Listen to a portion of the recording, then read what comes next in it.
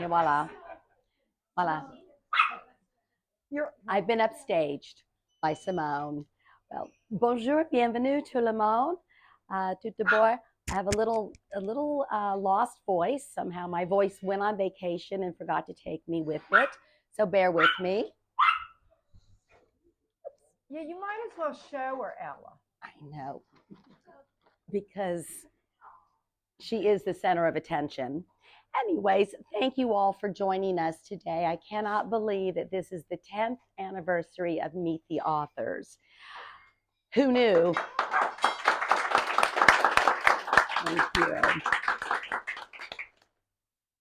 Since 2014, a variety of extremely professional and prolific writers have joined us as I promoted my little book, Nice and Niece, because one always wants to be in good company, right?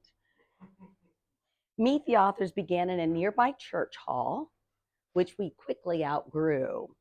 The two authors that were with me at the time were Margot Letts and Kim DeForge. They are unable to join us today for this celebration, but they send their regards.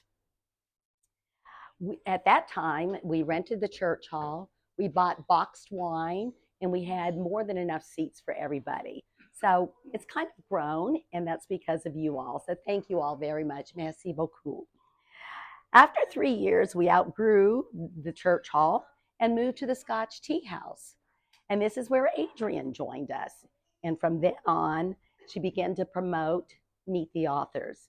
Needless to say, Nice and Niece never looked back. Because of Adrian's promotions, we've continued to grow. And then over the decade, we have hosted more than 30 authors. We've had 3 additional venues. This is our first time here at Oscars, and so far so good. We've had only a couple of repeat authors, Patricia Sands, Margot Letts, and our first speaker today, Mike.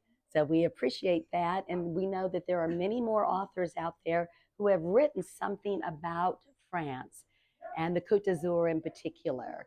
So we encourage you to contact me through Adrian's site or ella@adrianleeds.com or any social media. South of France Simone on Instagram, she'll answer your request as well. So if you have an author, somebody spoke to me about a local photographer, I would like very much to have some additional input for future years. In 2017 or 2018, I can't remember which one, I'm thinking maybe it was 2018, we had an author that wrote about, his book was The Riviera at War. And the interesting part about the book was that this region was where 3 distinct forces that opposed the Allies collided.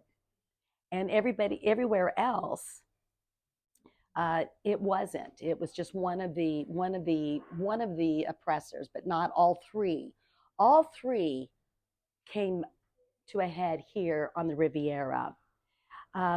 Few areas of the world experienced this domination by more than a single one of these, but it was the Côte d'Azur that did. It was George Canal who researched, wrote, and told the story of World War II on the French Riviera. Unfortunately, George is no longer with us, having passed away just last summer. It is said that he had a relentless curiosity.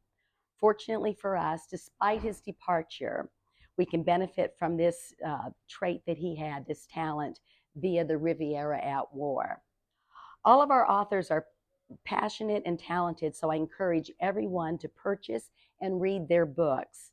And of course, those of us who appreciate the Côte d'Azur, our life here, whether you're here full-time, part-time, or just visiting. Read about the region through George's book. Read about the struggles that prevailed, those heroes that prevailed, so that we can all enjoy life today here on the Côte d'Azur. So today's 10-year anniversary of Meet the Authors is dedicated to George.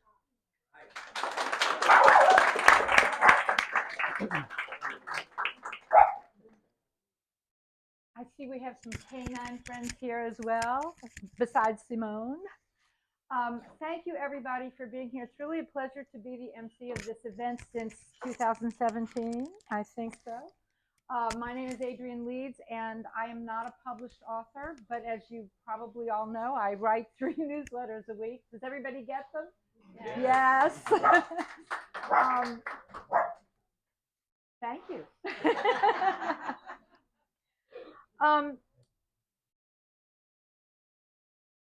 Ella? No, I don't need the mic. I'm mic'd up. This is for the next person.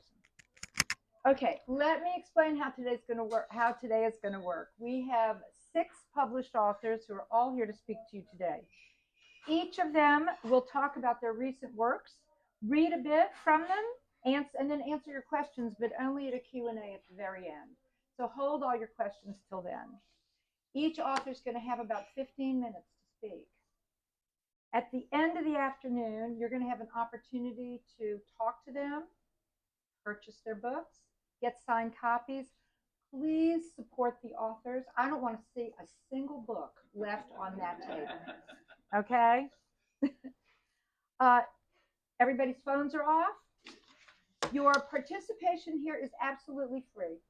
The only thing we ask is, in order to support the establishment, Oscar, that everybody order at least 1 drink. Okay? It's like they give us this venue free of charge, so we're very fortunate to be able to do that. So I appreciate it.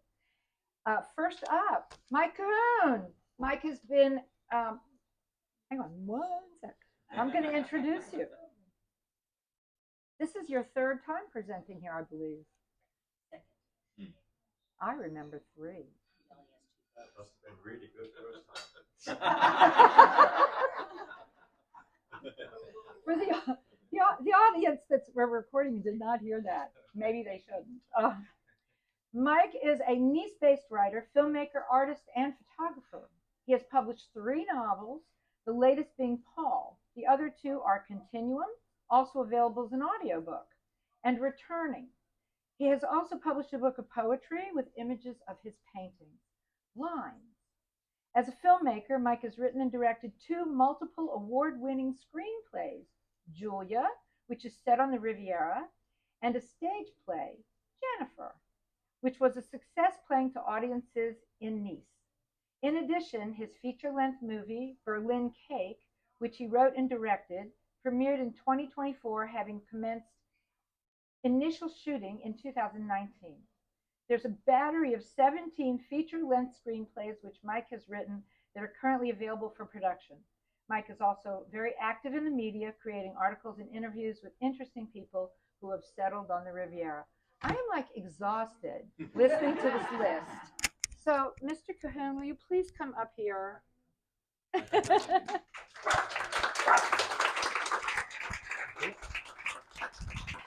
Wire me up. You are now wired. I'm wired up, and wow, I'm really honored to be the first speaker on the 10th anniversary of Meet the Author. Hey, it's good, eh? It's pretty good. I am absolutely useless at talking about myself, my writing, my film work, and everything else. I allow that to speak for itself if it does. So, as we're on YouTube, let's make a plug for Berlin Cake, the movie, which is out there, which has received awards, in fairness, and Julia continues to receive awards. But Julia is a short movie. It's really good. It's set in Nice. It's around the port. It makes use of local talent. I did bring people in from the UK to do that. But Julia was, I think, a successful thing. It's supposed to be an hour long, ended up at 28 minutes. But actually, 28-minute movies, probably people's concentration length. Well, for me, it's about 8 minutes to 12. But I say I don't actually talk about myself because I don't find myself at all interesting. I like to listen to what other people say. That's my shtick, as they say. But I wrote Paul, and Paul I wrote over a year. Oh, it's here. It's here. My God, it magicked in front of me. It should have just gone boom, like that. Like done the TikTok, but it going boom. And this is Paul, and the cover photo is one of mine of the port of Nice. So that helps you to discover that this is all about Nice. But you don't really know that with the story. And it was inspired by Nice, inspired by the Castle Mound, all of that. Those people who do know Nice, you know how interesting and involved it is. And one thing that people do know about Nice is that it's transitory. I don't know how many people here were here 10 years ago. When I was here 2 years, I thought I'd been here a long time. Now I've been here 12 years. I feel as though I'm a newcomer. No, it's the strangest thing because it is transitory, and a lot of you, I've never don't know a lot of you people at all. I don't know you because I used to do for 7 years running Coffee Morning at Distilleries Ideal. It's still going, where I met, I would say, 10 new people every week in life. So you get to know an awful lot of people. But since I stopped that, sort of pre-COVID, that wasn't the reason. I just had 7 years. That was enough. And so I've turned it over to somebody else who hosts it brilliantly. So when I turn up, I feel like, oh no, I shouldn't be here. I'm interrupting. It's somebody else's turf now. And I quite like that. So if you're in Nice and on Sunday mornings at 10:30, do go to Distilleries Etial in Rue de la Prefecture. You'll receive a warm welcome. That's a plug for that. That was pretty good, wasn't it? But inspiration-wise, I draw it from Nice. I like the transitory nature, the continually change of Nice. We're getting new hotels all the time. I don't know if you were aware of that. We've got these hotels like the Plaza that are springing up. And it changes the dynamic. And that dynamic is something I really enjoy. I come from a big city. Like I was raised in San Francisco, and I spent a long time in London. So I'm used to a dynamic. It doesn't actually happen very many places as rapidly as it does in Nice. So I draw inspiration from that. And it's also enabled me to actually do a lot of things, like put on a stage play in Nice, which I did. We did in London, and we also did in Dublin. And so that was really good. And I'd love to turn that into a movie one day. Jennifer, right? Jennifer, yeah. I would say that is one of my most pleasant things. The passerelle has passed into time, as I say, transitory base, but that used to be a great theatre space in the port. So if anybody knows the theatre space is going, it's a real trial, but it'd be lovely to do something like that again. But coming back to writing, which I'm supposed to be talking about, I'm guessing, I've got another a book in the offing. The thing is, you end up with projects, and I have a list of projects, and you think, I like that one. And then you think, well, how much time have I got, and can I do that one? And then what you do is look at the 5 projects and think, I'm not going to do anything. I just got to look at the list and reorganize the list, So, and I would love to do a play in French, for instance. Love to do it. So I thought, well, we got a lot of cinema, not a lot of little theaters here, 40 seaters. They shouldn't be allowed because if anything happened, you'd die. They're that dinky. Have you seen them in the Cours Solaire and around there? Dinky little theaters. But they have these half an hour shows. And I thought I could do my first one in French in one of those theaters. But I have to appeal to the French public because they're the ones who go to those theaters. So I need somebody who is a French native speaker and understands a young sense of humor. Now, I'm beginning to feel that the young sense of humor may not exist in the way I think it does. But no, you've got to be, it changes. It changes over time. And what people, I think is hilariously funny now is, you can't say that. You mustn't say that. You're going to hell. Can't even say that. Offend religious people. No, I can't say that. I'll take that back. But that's what they say. You are going somewhere terrible because you're saying something. But one thing you will notice in my books, there should no, in Paul, I don't think you'll find one swear word, because I find swearing very difficult, and I find if you have to resort to swearing, you're missing something. I may, if I stub my foot, say golly gosh. I admit it. I say that. Golly gosh, I've stubbed my toe. But, I avoid that sort of thing. And I don't like, it'd be lovely to get in the porn industry, but I don't think I can do it with things like that I produce. Because it's just not me. I just like a good story. And I hope I tell a story well. And there's some bits of fantasy. Continuum was a little bit of fantasy thrown in. You do have to let your imagination go. And Paul is very much the same thing. You have to let your imagination go and just go wandering down these strange corridors. I think a lot of that was influenced by when I was 13, I was in St. Paul, Minnesota, because I went to school near there, and into a bookshop and bought a book by Franz Kafka. And I think that's drilled into my mind. That's actually what I'm writing. I'm just creating more of his work. Maybe not as good. Well, it won't be as good because he's, well, legend. Everybody's familiar with Franz Kafka, I hope. Yeah. And the term Kafkaesque. Kafkaesque. Kafkaesque. Kafkaesque. And what I like it. And I like that sort of a Berlin Cake. I liked the music in Berlin Cake. Berlin Cake's all about the music of Jose Prome, who's a guy who does the music from the 30s, 40s type thing. It's his own work and plays in Berlin. So it's very Marlene Dietrich-y. So I guess I kind of like that stuff. You know, the old black and white. We used to do black and white movies here. Don't know, you came to the Mela. Did you come to the black and white movies? Yeah, they were great. But the black and white movies have that sort of, there's something, ooh, I want to go around that corner. I want to open that door. I want to see what's happening. That's what I do when I write. I like to see, oh, I wonder if I went down there, what would happen? So that's basically what I do. Now, how am I doing for time? You've got 5 more minutes. I got 5 more minutes. You do. And I've got no questions. I've got no answers. No, because we're going to do that at the end. I know. No, I accept that. Okay. I kind of have to accept that. But during that time, as I say, I've met some hugely interesting people, not least Craig Carlson, who I'm still in touch with. Craig Carlson, Breakfast in America, I think it's called, in Paris.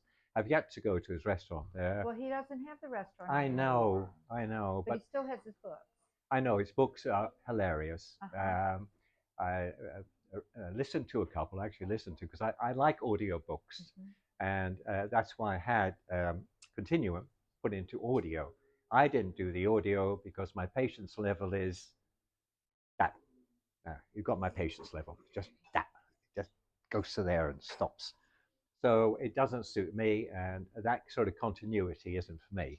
So I had a friend of mine do that, Alicia Sedgwick, who is a very competent speaker. So she did the audio for Continuum. But I like that. And when Craig did his books, I wrote to him and said, these are wonderful. It sounds just, you sound great. He said, it wasn't me, it was an actor. But it sounds just like him. It really does. It's superlative. It's hard to do. And when you do a lot of them, when you listen to them, having a professional actor does it because they can do the intonation of the different voices. So if male and female can be the same voice, but it's their tone change matters a lot. Actors have that. And I've had the privilege to work with some very good actors here. I've got, well, there's one like Nicholas Carey. I've been able to work with Stuart Barham, who's the musical director of Cats, the original Cats, who lives down here. There are a whole host of people like that you would not really meet in a bigger place. This is a small pond with a lot of people swimming in it. And I'm very fortunate to be able to make those connections and links to all these people. And I consider myself extremely fortunate. I mean, Alan knows how fortunate you've met some of the people in Berlin Cake. You were part and parcel. You were an extra in Berlin Cake. As was Simon. Sorry. The actress is asleep. Yeah. But, that opportunity doesn't avail itself anywhere else but Nice. So it seems only right to write about Nice. It's a good thing to do. So that's effectively what I do, is write about Nice. And that's what inspires me. You can go anywhere in Nice and feel inspired because there's always something, even just this architecture. It's not uniform, it's organic. And you have a Niçois building built next to a bourgeois building. They're both built exactly at the same time. One's ornate and everything else with little sculptures here and there, and the other one's got a little bit of painting on. I mean, you've seen property around here. All the property is different, and it gives it that sort of warmth, that sort of the essence of France, but without the shutdown in the summer, without the people going home in the winter. It's a 24 hours, well, it's not a 24-hour city, it's a 365-day city that is open all year, which I really enjoy. And I enjoy that openness of the city. And you get that here. So I would say that my past 12 years here have been absolute joy. And so it's been beautiful to be able to write books and get them out and find an audience for them, and to meet lovely people like yourselves who, are just really, it just special. And then everybody, I would wager, in this room has a very special story. I'm sure they do. I know Marianne, for instance, they've got a charity in Nepal. How many places when you meet somebody who's got a charity in Nepal? Who used to be in finance in the City of London, if I remember rightly. You see what I mean?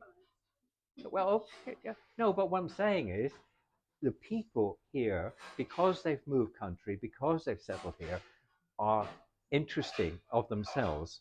So I don't like talking about myself. I do like listening to what people have to say and their stories from why they're here, why they come here. And I hope that's reflected in my writing. Well, certainly more in Paul than Continuum. But as I go, well, I do the YouTube thing. I've got a Mike on the Riviera YouTube channel, which is, I think, it's reached the dizzy heights of 5 subscribers now. But there are 30. We're going to add to that, okay? Oh, We'll add a few to that, Mike, I yeah, promise. well, going to get to the dizzy heights of 6. Wow. But having said, like in Riviera, where I have 30 interviews with various people across the Riviera, singers, people who sing, people who work, a lot of people. So it's really worth checking in to my YouTube thing. I've got to stop now. I'm going to be dragged off the stage. I have this big hook. I know. I felt a hook. All righty. So I've got to bequeath this to someone else. Thank you. Oh, thank you. Thank you, Mike. Thank you. Pleasure. Pamela Moffat.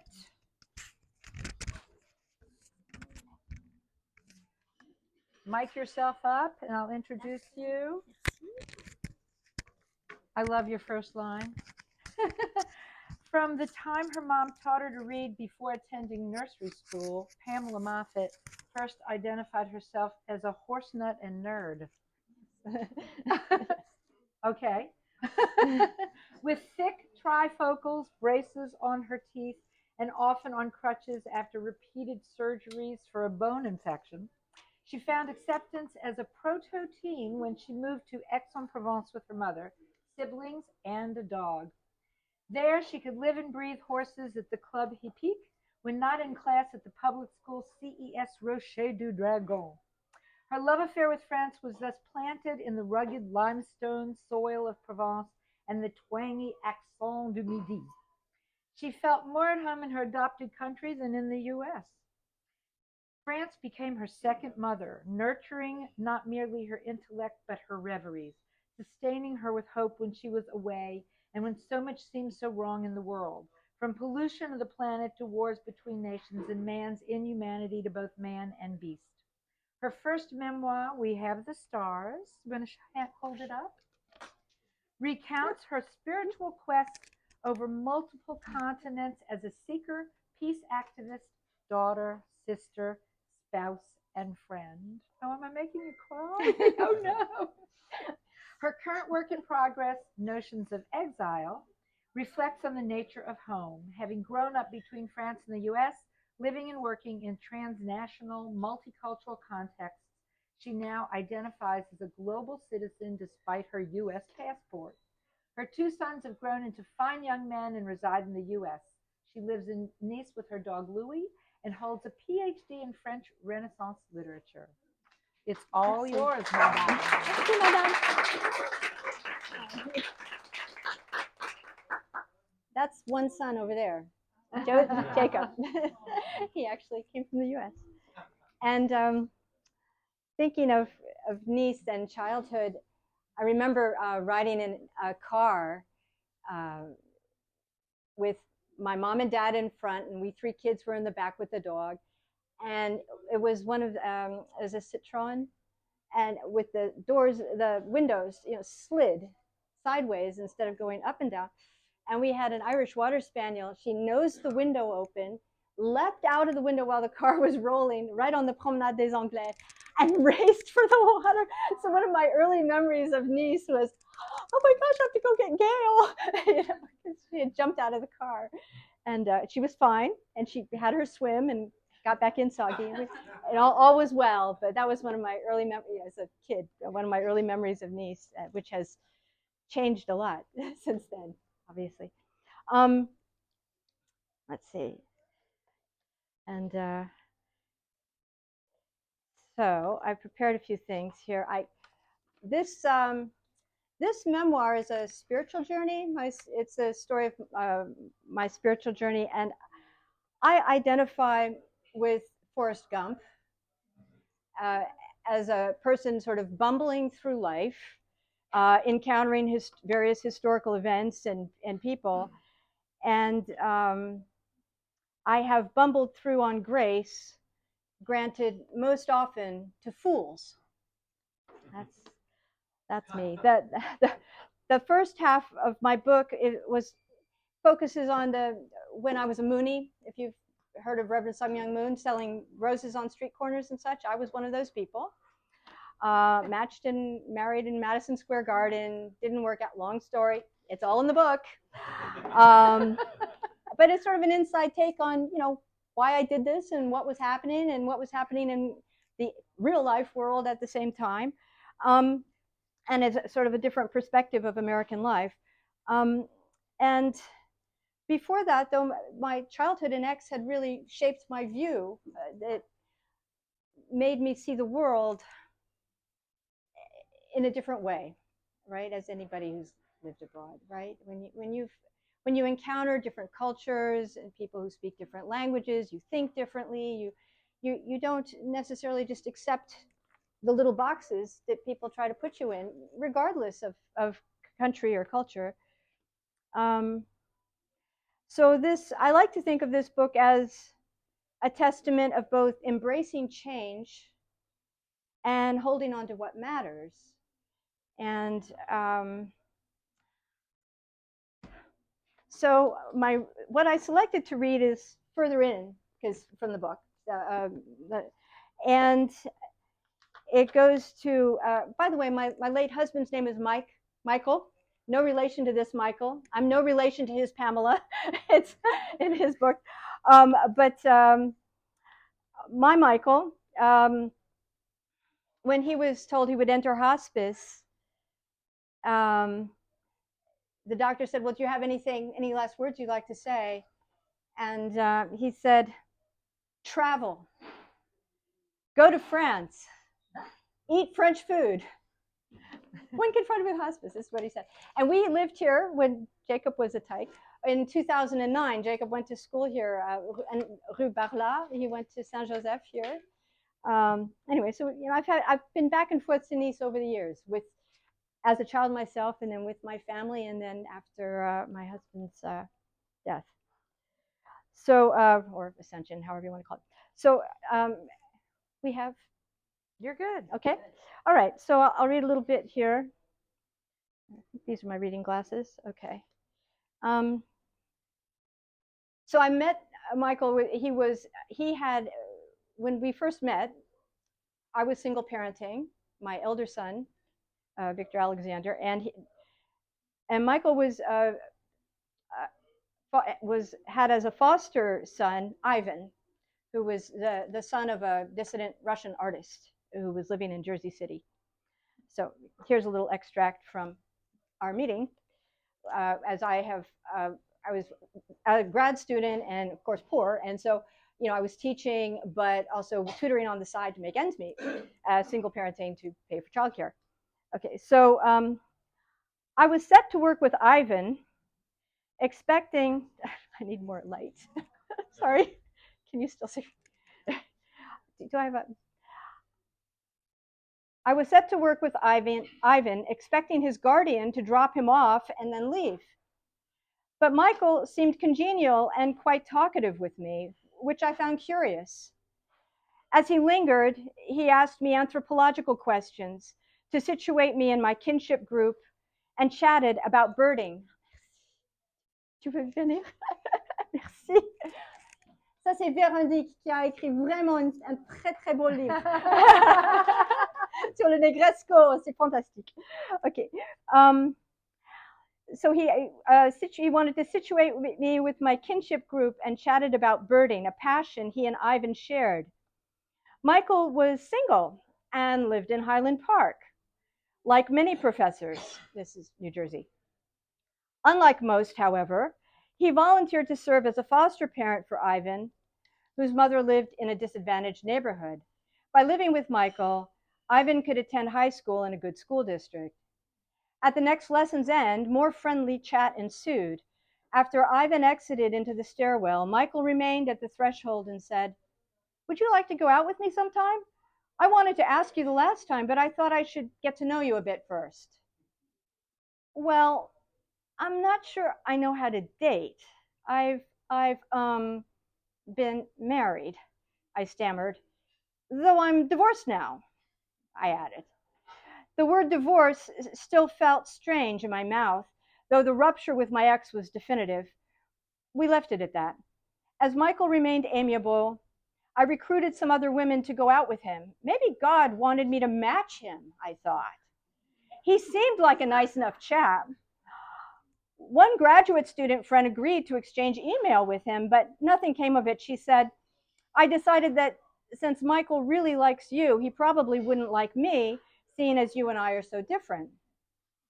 I was flattered by the "really likes you" comment, but remained undaunted in my effort to match him with someone else. I tried to set him up with a feminist who was on my dissertation committee.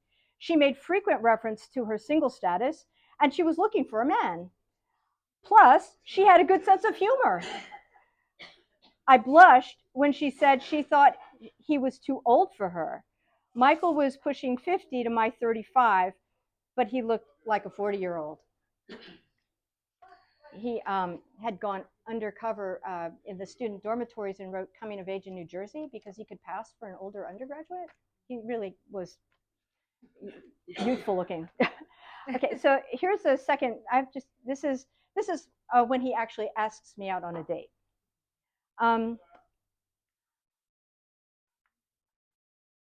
For me, Michael was not a hotshot professor, but simply an involved dad of one of my students. We shared a relaxed attitude about clothes, more casual Friday than uptown chic, and this reflected our down-to-earth approaches to life. He shared my fondness for nature, and we just jived. Okay, so I saw him and Ivan, skip a few.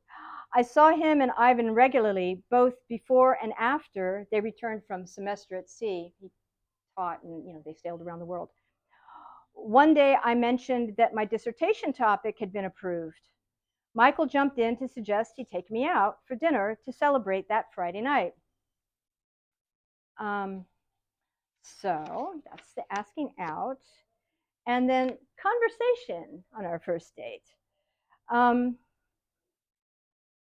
Sort of interesting. He took me out to a restaurant. It was called the Renaissance in Metuchen, which I don't think exists anymore, but I was also studying Renaissance studies, so it's kind of funny. He presented me with a full expose of all the other women friends with whom he was decidedly horizontal.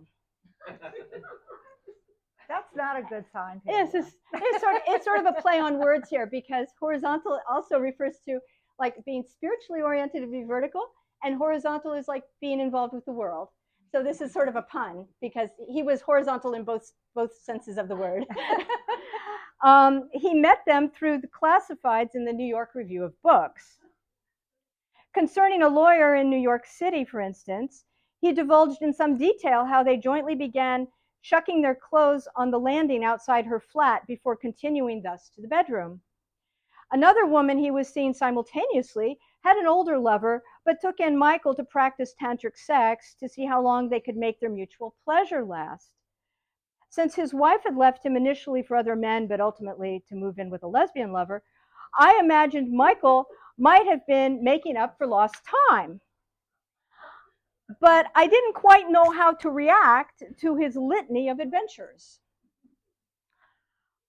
As a woman, I felt daunted and apprehensive that were he to involve himself with me, he'd find me terribly boring. And of course, there were diseases to consider.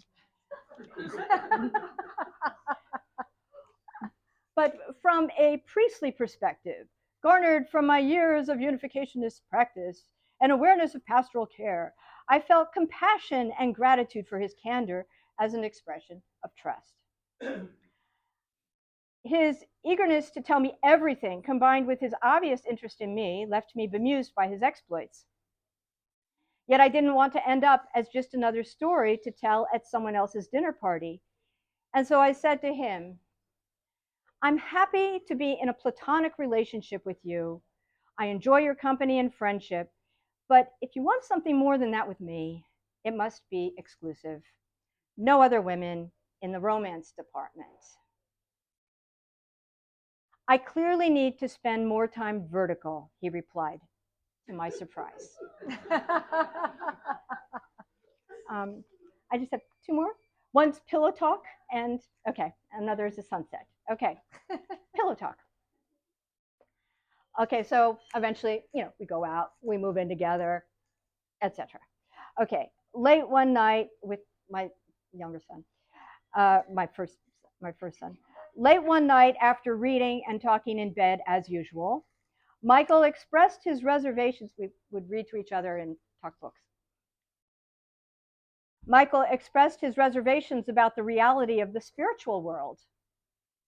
Propping himself up above his pillow on one elbow, he turned toward me and said, you know, if I'm right, we'll both be dead. But if you're right, you'll be telling me I told you so for eternity. We laughed, hugged, and well, I have fond memories of that night. I believe this is how we surmounted most spiritual disagreements. And last little bit is a sunset. At this point, Michael is in hospice and dying. I've been monitoring his transition of his spirit leaving his body, for many, many hours, days. When I had to take a break to get some sustenance. When I entered the Whole Foods to purchase a smoothie, people beamed at me. I felt engulfed in a glow of love.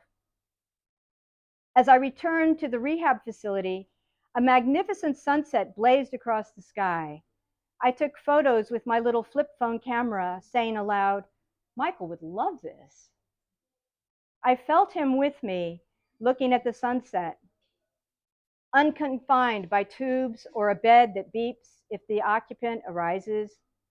My heart filled, exhilarated with joy, glowing from this interlude, I walked down the corridor and turned into his room.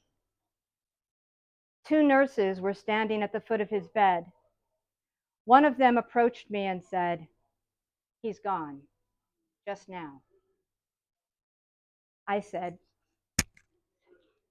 I know. He was outside with me, looking at the sunset. Wow.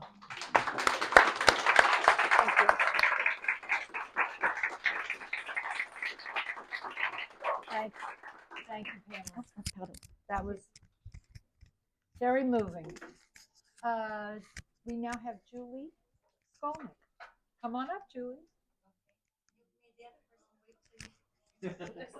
Would you rather me do that? Okay. As you wish. But I'm going to take a book. Where's Paris Blue? Let me have Paris Blue. Julie Skolnick, Paris Blue. Will it stand up? Maybe. Julie Skolnick's debut memoir is a story which lingered in the corridors of her psyche for more than 40 years, and one which she always knew she would have to tell. Set against a magical backdrop of classical music in Paris in the late 1970s, Paris Blue is a true fairy tale memoir with a dark underbelly. about the tenacious grip of first love, heartache, and the role of memory in our lives. It has garnered over 18 awards and a quote from John Irving. Not every true story is like a good novel, but this one is. Not every memoir of first love has a satisfying ending, but this one does. The confluence of first love with becoming an artist makes this memoir special. Skolnick is a concert flutist and the founding artistic director of Mistral Music, a chamber music series which, since 1997, has been known for its virtuosic artists, imaginative programming, and the personal rapport that Skolnick establishes with her audiences. Since her treatment and recovery from breast cancer in 2005, Julie has found ways to play and organize benefit concerts that raise funds for support for underserved women with the disease. The most recent includes 2 full orchestral concerts with the world-renowned Sir Simon Rattle in Jordan Hall, Boston, and at the Hotel de Ville in Paris for the Ligue contre le Cancer. Julie lives in Boston with her husband, physicist Michael Brower, and her 2 cats, Daphne and Chloe. They have 2 adult children, also musicians. They spend almost 5 months a year in Égalière, Provence. Julie Skolnick.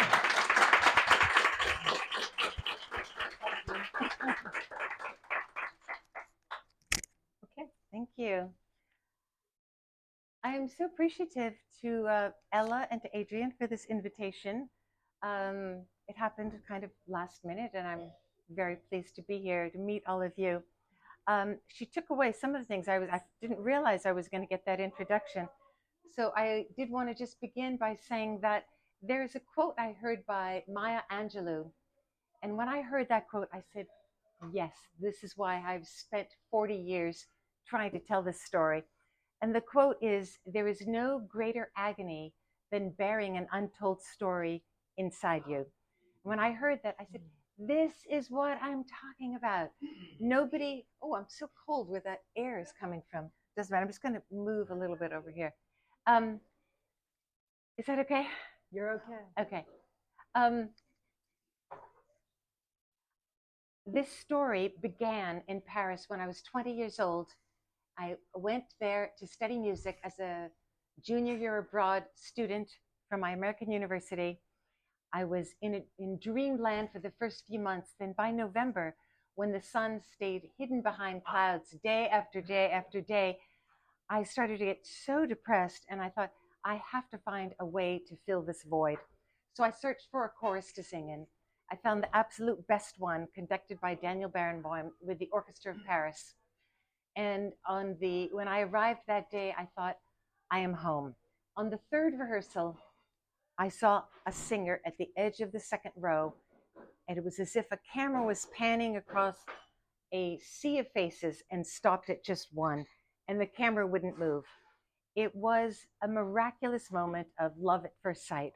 When we passed each other after the first concert and I saw him up close for the first time, it was as if I had been touched on the head with a magic wand or had imbibed a Shakespearean love potion from one of the plays. It was like nothing I could imagine. I have just a couple of things I thought I would include. The first is that night after I saw him up close for the first time. After the 20-minute metro ride home, I sauntered more slowly than usual. I let myself into the apartment with my unwieldy iron key, walked silently down the hallway to my room, and stood in front of the antique spotted mirror over the mantel without removing my coat. What did I look like to that stranger on the stairs? My cheeks were rosy and my eyes glassy from the cold walk home. For once, I didn't turn on the radio. It was too much of a distraction. Instead, I washed up and undressed slowly, crawled in between the sheets of my low, narrow bed, and went to sleep with the image of his face in my dreams. It was inside me somehow, like a phrase of music so beautiful I knew I would need to hear again, or a painting that stayed with me without my knowing why. Now, this story is a trajectory of 30 years of my life, from about age 20 to age 50.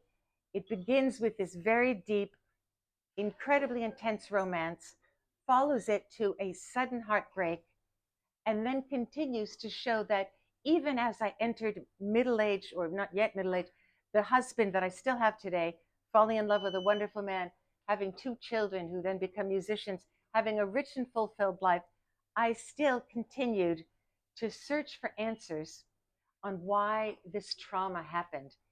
This is a man, the Frenchman, who was unable to talk about it, but he changed the moment he stepped on American soil. It was a Jekyll and Hyde situation. And it was so traumatic. It wasn't just, yes, this is a memoir of first love with a very dark underbelly, as Adrian said in my intro.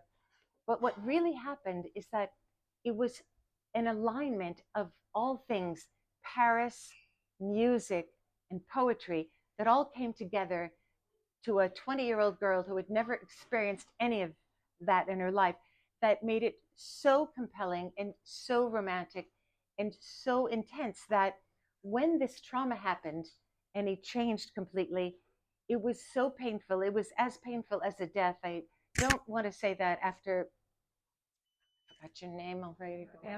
Pamela just talked about an actual death. But those of you who have had heartbreak understand how painful heartbreak can be. And I was only 22. And the interesting part is that this person could never give me any answers. So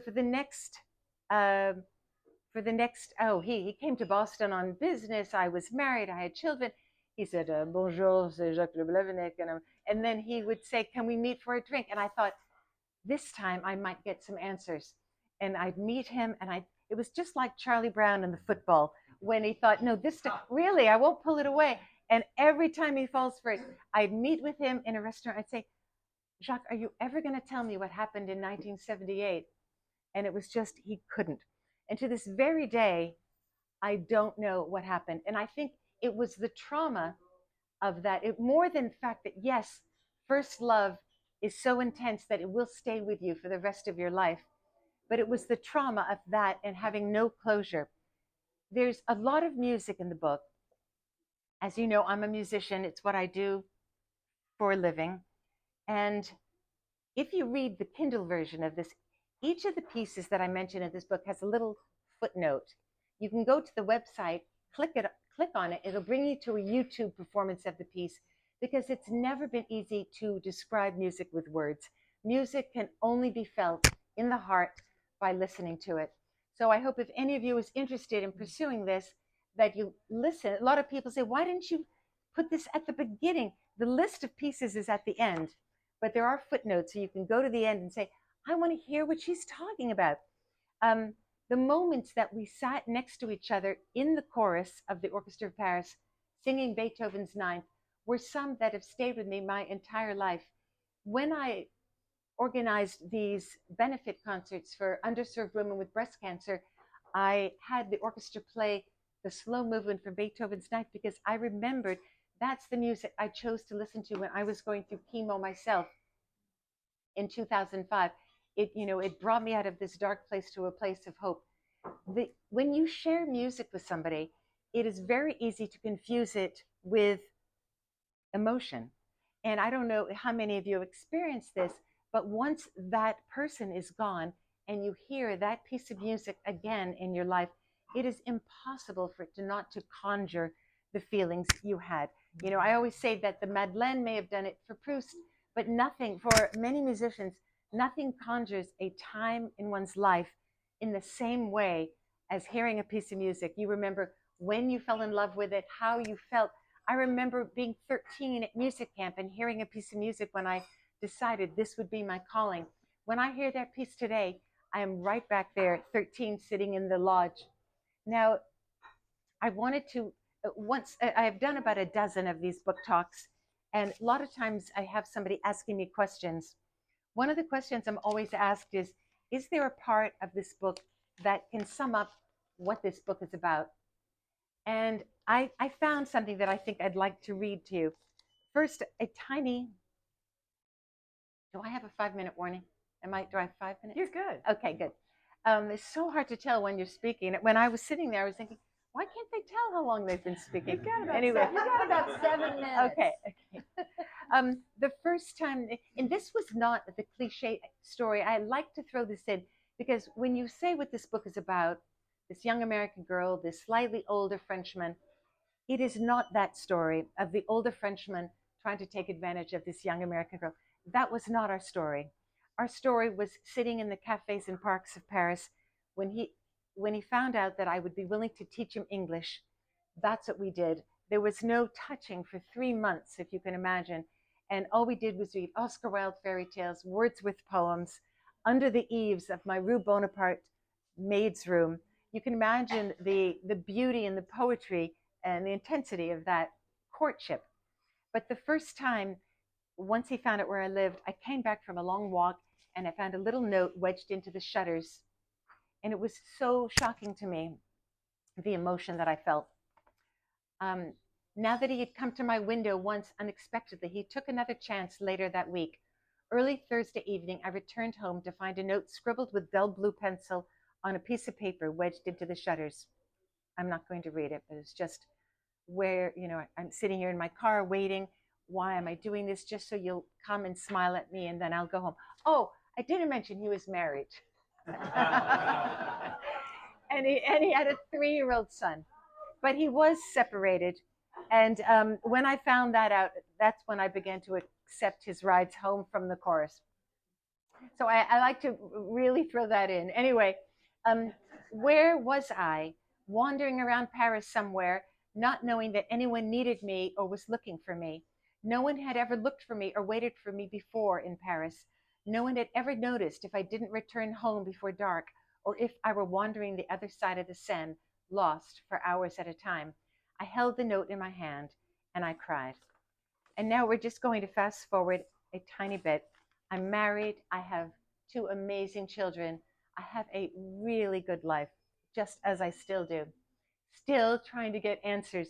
In my book, I consolidated the maybe 12 to 15 times that I actually agreed to meet him when he came to Boston.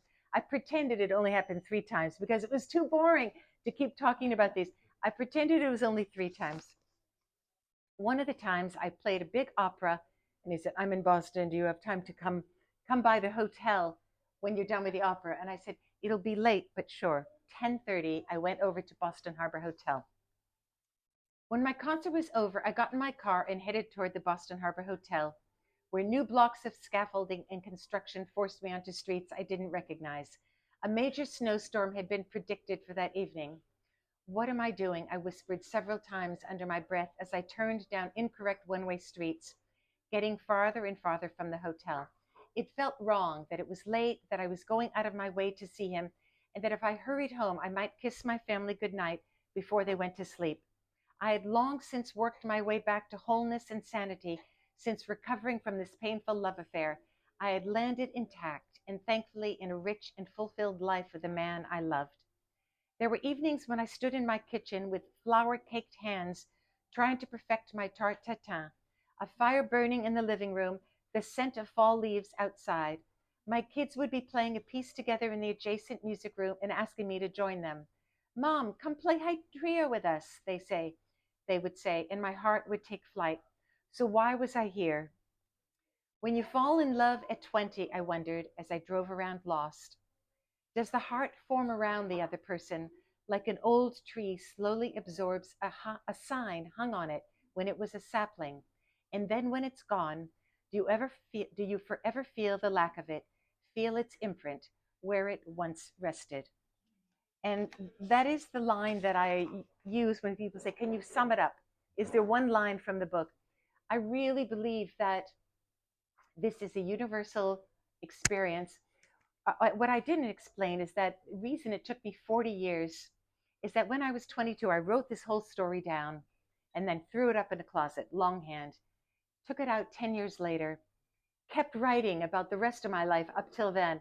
I wrote about every boyfriend. Every boyfriend got a whole chapter. Then each of my children got a whole chapter. And then I did try to send it out about 20 years ago. It was so bad, it wasn't ready. It had everything but the kitchen sink in it. So then I got discouraged. And then I read a book about memoir. And the book taught me that memoir is a universal truth as described, as illustrated by a personal story. And I went, I get it now. I know what my universal truth is. You don't get over first love ever. And I had the perfect story to illustrate it. So I cut 100 pages I changed the title. The title used to be A Certain Shade of Blue. And then 50 Shades of Grey came out, and I said, I can't use that anymore. So I was driving one day, and I had this beautiful light bulb moment where I figured out, this is my title, Paris Blue. You know, I don't know how many of you are going to look into this book. I kind of don't want to tell you what it means, but I kind of do. Because when you do figure it out on your own, when you're reading it and you go, oh, now I get, it's not just the blue of Picasso and other artists in Paris in the winter, which is melancholy and isolating and depressing. There's something very specific about it. I'm just going to tell you. This French guy was colorblind. When I was teaching him and I held up a Perrier bottle, we used to just have these lessons according to my whim, no textbook, just conversation. He really needed to learn English. Held up my Perrier bottle. This bottle is green. And he said, attention, je suis daltonien. And I went, what? And I looked in my little tiny, remember those little tiny dictionaries we all used to have? And I looked it up and I went, colorblind? You're colorblind? I was so upset and horrified to learn this. The reason I used to call it A Certain Shade of Blue is he said at that moment, I can't see reds or greens. I can see a certain shade of blue. In the book, the blue becomes a metaphor for the world we did share, the poetry, the music, Paris, the bridges of Paris, the parks of Paris. And it was something that I will never forget. And one of the things I want readers to take away from it when they read it is that we all have stories like this, and they are not to be canceled. We are not to throw the letters out. Save the letters. The memories are what make us who we are today. I do still have a thick pile of his 2,000 letters that he's 200, but that 200 is not an exaggeration. If anyone came after me for them, and I expected that his lawyers would once he found out about this book, and you can ask me anything when we're at the Q&A, like, does he know about the book? How did your husband let you write this book? Blah, blah, blah. And there's a long answer to that. But when the lawyers did, I thought they might come after me. I was all ready to say, oh, I destroyed those letters a long time ago. The reason I bring them up is that every chapter begins with one of his letters, which then is a harbinger, a foreshadowing of what's about to happen in the chapter. Have I reached my limit? You have. Okay, thank you so much. Okay, thank you. Thank you. Oh, Julie. Thank you. Thank you, Julie. Joe, well, Joe's sitting right next to me. You want to put this on? Oh, sure. Joe Seart. Funny, I know Joe Seart as Joe Start because of French license. Let me have a copy of Joe's books. Thank you, thank you, thank you. Maybe just pictures. French license, full of good information. Mhm. And then turn your spaces into rental income. We're going to talk about that. After graduating with a journalism degree, Joe Seart jumped over to the advertising and marketing side of communications. His day job has been selling media and technology in the US and Europe for more than a dozen years, lately with startups. Tragicomedy, travel memoir, French license is his return to writing with his first book. His second book, oh, I don't have the second book, The Chair Father. Oh, there's copies there. There's a copy there? Yeah. Excuse me. There we go. The Chair Father was released in 2018. The book is an irreverent series of brief encounters over lunch with 50 departed divas decomposing at the cemetery of La Père Lachaise. Candid photos, spicy interviews, and luminaries who haven't spoken for hundreds of years. You'll never believe what they say. Well, please come tell us. Okay. Okay. You're on. So I'm on? Okay. You're on. Thank you so much for the introduction, Adrian, and for this event, Ella. This is fantastic. I'm trying to respect the time because we've got tons of wonderful authors to come to speak to you here today. So are you ready to accept the idiosyncrasy challenge? Can you hear me okay? Would you like me to speak a little bit higher? Yeah? Is that better? Hopefully I'm not No, you're okay. going over the VHF for this thing. So what to expect from a guy in a white collar and, Converse high tops? Can you be silly and serious at the same time? Some of my inspirations are like Bill Bryson, Marina Lewica, and David Sedaris. So nonfiction and memoir from a sort of a quirky perspective. So that's kind of me. It's a delicate mix, but one that I like a challenge, and so hopefully you'll see whether or not I met that challenge. For my first book, French License, I chose the name Joe Start because there's a lot of illegal stuff which happens in the book, and I didn't want my employers or other people to come after me at the at the time. So who is Joe Start then? Well, he is an expat. Any expats here? Anybody here from another country? Yeah. Still hearing okay back in the back? Yeah. Okay. So my story is your story. It's a story of adaptation.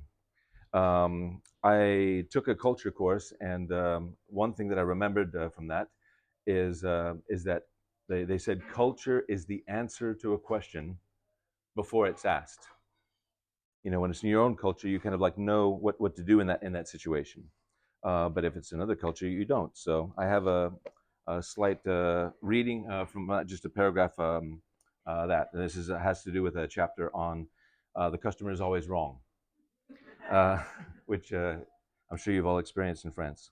When a comprehension barrier, when a comprehension barrier emerges in a foreign country, and you're not getting what you want from customer service rep, you have no idea why. Is my request unclear? Am I asking the wrong person? Is this simply not done here? Is the representative having a bad day? Does the person hate foreigners? Are they incompetent? Are they a malicious jerk? Are they a student scientist who took a service job as part of their university sociology department's study of human behavior under stress? Have I just walked into an immersive performance art show demonstrating the brutality of our consumer society? So that's it's all about adaptation and kind of like understanding. Okay, this is why this is happening. So I wanted to just read an excerpt from the book, which kind of maybe gives you the essence of French License. It's not just all about driving, but as I say, it's about adaptation. And so this is something I did not expect to find on the roads of France as I'm traveling through, and you'll see why that's on the cover now. So, when your trip on one of these secondary roads in France takes you through a strange town and you're unsure where to turn next, there's a helpful sign that will inevitably turn up, indicating toute direction. This means all directions. Okay? Nothing to see here, just pass through. I don't care where you're going to, it's obviously this way. So you comply, and sure enough, a bit farther up the road, your next waypoint is clearly marked, and you breeze along confident you will arrive at your destination. Until you once again come across this now familiar toute directions arrow, pointing to the right. So where's your right? I guess it's over here. Okay. So you're about to head that way when you notice another sign just next to it labeled autre direction, pointing to the left. This, of course, means other directions. How you ponder does all differ from other. Being well schooled in philosophy, the French driver in front of you speeds on. Doesn't even think about it. Scratching your Yankee head, you pull to the side of the road and you wait for the mass market adoption of GPS. Or you do eeny, meeny, miny, mo and hope for the best. I had one of those life-changing decisions offered to me early on in my French driving adventure.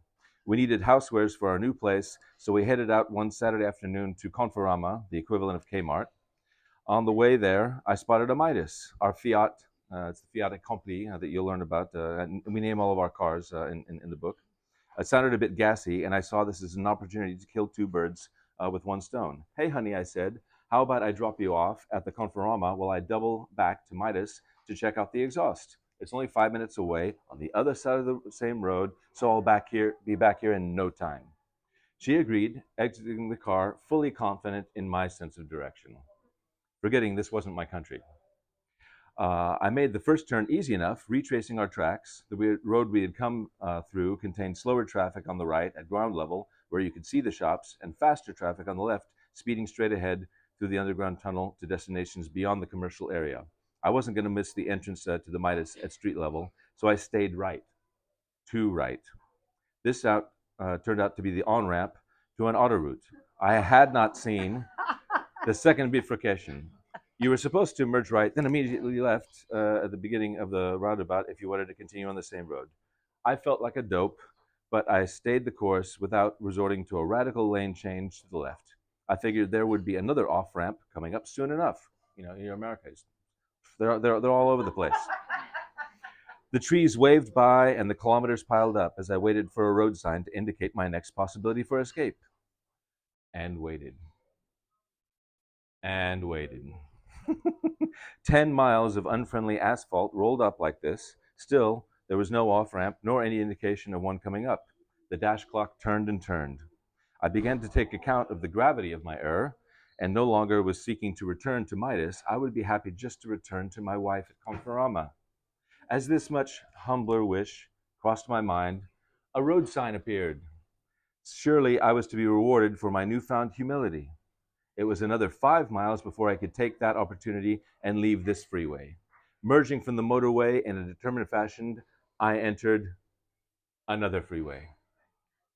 So I'm not going to tell you all about that, but eventually I got back to my wife and she said, How long did you're it an idiot. take? An hour. It was an hour back and forth, just from one wrong turn. Well, not when you're driving, anyways. Oh yeah. Yeah. So. Yeah.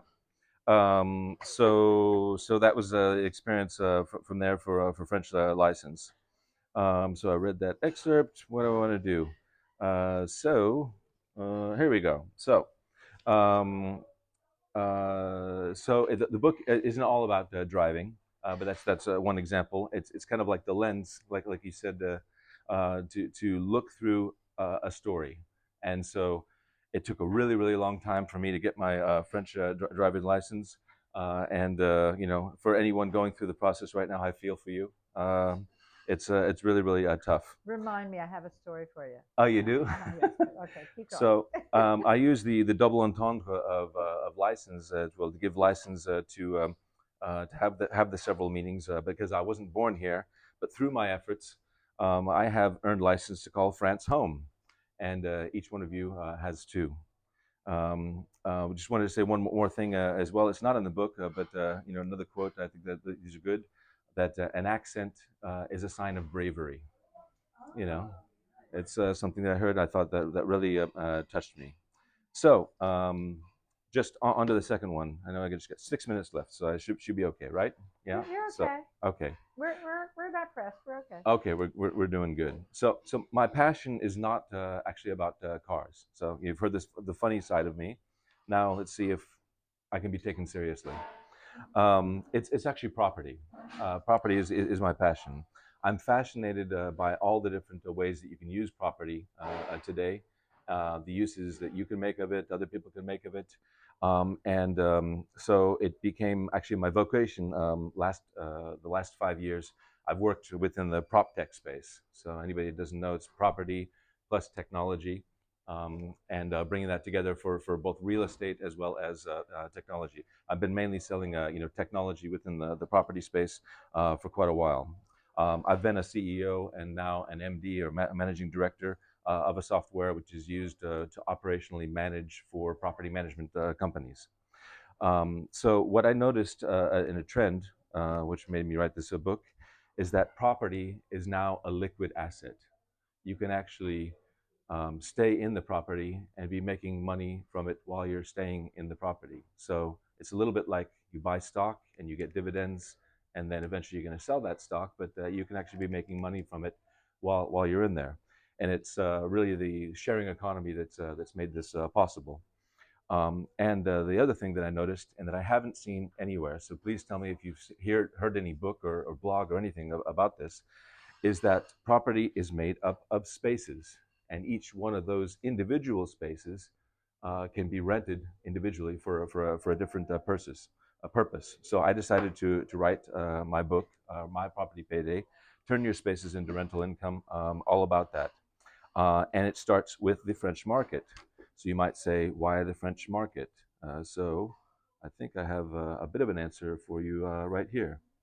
Which country has the #1 market for Airbnb in the world? France. Whose citizens are more likely than any other in Europe to share their property? Which EU territory has the most platforms for renting space? What land offers the most diversity of real estate usage in the sharing economy? Say cheese. So yeah, it's all about France, and you may be very surprised But they to hate it the discover. most. Well, you'd think, but I have several reports and stuff like that I talk about here. In fact, that's maybe a chance to go here. If you get the electronic version, you're going to get all the links to the service providers, to the technologies, if you want to do this yourself, to the accountants, the lawyers, the experts like Adrian, who can help you out on your journey. But my recommendation, and this is the angle which I approach with this, is start with what you have. Other books of this kind, they say, hey, you should buy a property and this is what you should do with it. I'm saying, you have property, do something with it. So, and no advisor is going to tell you that because they need to be making money from the property. So let me just go just quickly into this a little bit more about France. For more than 60 years, holidaymakers have stayed in safe self-catering homes chez l'habitant, in chambre d'hôte, or rooms with owner-occupied hosts, or at gîtes, or converted private abodes overseen by sole proprietors living nearby. In 1936, France was one of the first countries in the world to issue paid vacations to a significant portion of the population. And again, in 1956, all workers in the land were granted by law 3 weeks of paid time off annually. This set off a massive vacationing boom during Les 30 Glorieuses, an unbroken 30-year period of prosperity. Hoteliers couldn't build quickly enough in response to the huge spike in demand, so individuals turned to others like themselves, renting particulier. Quality varied radically, and to alleviate any concerns from travelers, an organization, Gîtes de France, was created more than 6 decades ago with a certification program and in-person inspections of dwellings. Today, more than 60,000 short-term rentals still maintain this shield, assuring a certain cadre or level for such accommodations. Similar, only in France, labels and platforms exist from Gîtes.com, La Clé Vert, and Accueil Paysan. The inception of home sharing site Abritel predated HomeAway by 4 years and Airbnb by 7 years. So I'm not going to go on and on, but you understand France is actually a really good place to make money from renting your property. And what you might be surprised to learn is it's actually a tax haven. You know, that's not what you're supposed to know about France. But there's a way to have rental property. It's called LMNP. It's explained in the book, where you can have a property and not pay any tax on the rental income that you have for 10 years. I'm not the expert who can help set that up, but I talk about the people who can. So, how did I do? I think You're okay. right Okay. on button. Right on the time. Wow. Okay. So thank you to everybody. Thank you, Joe. Have you got all your books? Yeah. Oops. Put those there. Ah, Sorry. You get that? okay, Veronique. Put that on. Veronique Jeannot. Jeannot. Yeah. As the ancienne créatrice of the concept store at the Hotel Le Negresco and the former senior sales manager there, Niçoise Veronique has a unique advantage of being at this historic landmark daily. She says some people set a sporting challenge, but she had her heart set on writing a novel. Guiding her inspiration to create a single novel was a fantasy, which has now been fulfilled. Veronique is a lover of the Belle Epoque and set out to reveal the creation of the legendary Côte d'Azur through fiction. Her main ambition was to shed light on the characters who marked this period and left an indelible mark on the landscape of the French Riviera. The hero's tribulations guide us through the pages, helping us to understand, among other things, the rise of tourism. She wanted to write a Uchronia, a utopia within an authentic historical chronology. The whole story is fiction, but it could have happened.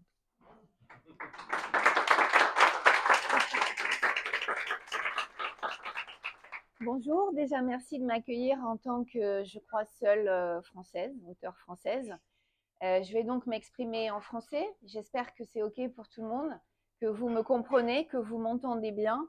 Et s'il vous plaît, si je parle trop vite, emportée par l'émotion, parce que je suis très émue aujourd'hui, arrêtez-moi, demandez-moi si on peut traduire des mots que vous ne comprendriez pas ou si, voilà, on peut faire tout pour que justement vous puissiez bien me comprendre et avoir vraiment l'intégralité de ce que je peux raconter.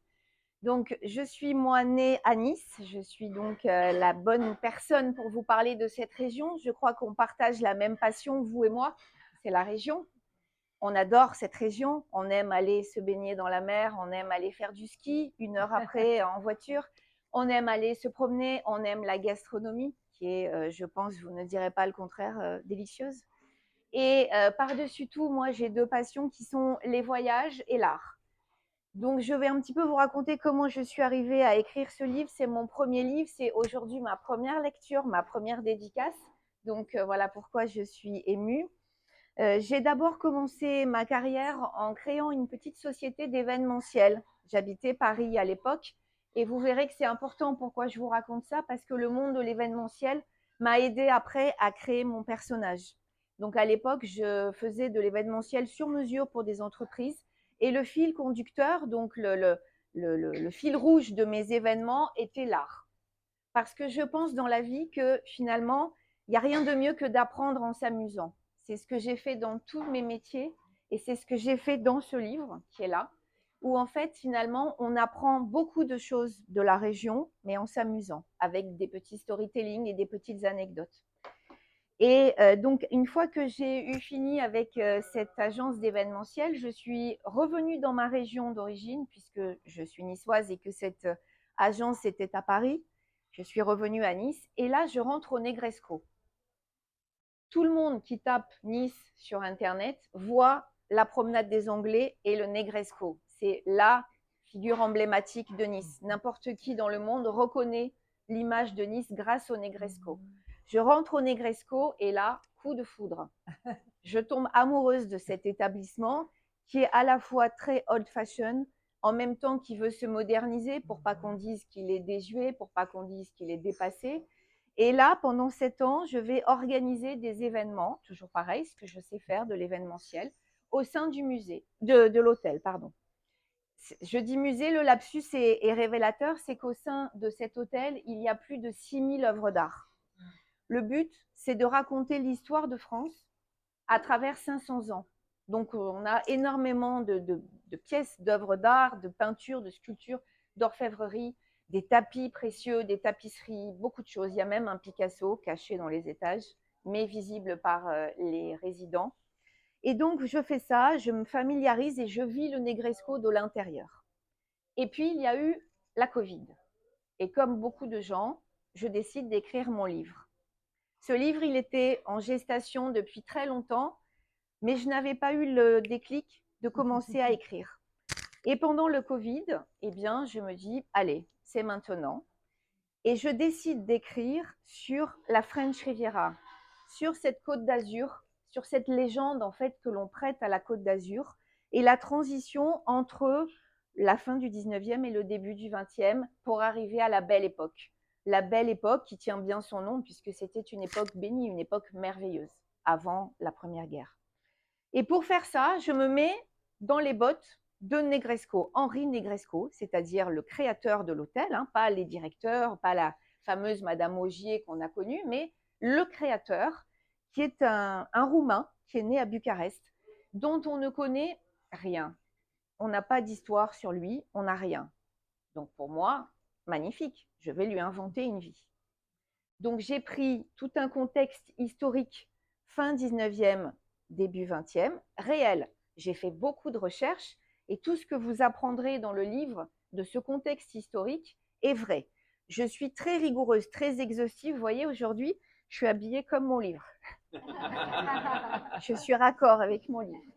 Donc quand je fais des recherches, je fais de vraies recherches. Donc effectivement, mon contexte historique, il est totalement réel. Vous apprendrez tout sur la Belle Époque.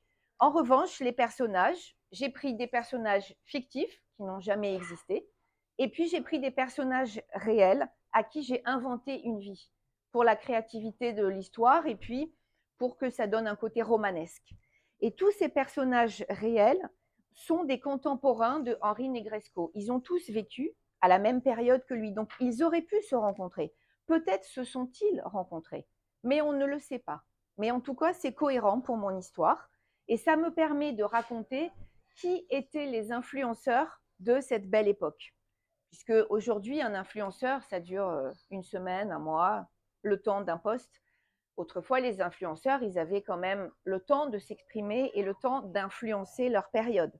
Donc, par exemple, je vais lui faire rencontrer César Ritz, qui va être très important pour lui, puisque César Ritz, c'est le père de toute cette codification de l'hôtellerie de luxe. Je vais lui faire rencontrer Escoffier, Auguste Escoffier. Vous savez comment on l'appelait? On l'appelait surtout le roi des cuisiniers et le cuisinier des rois. Auguste Escoffier, il adorait la musique.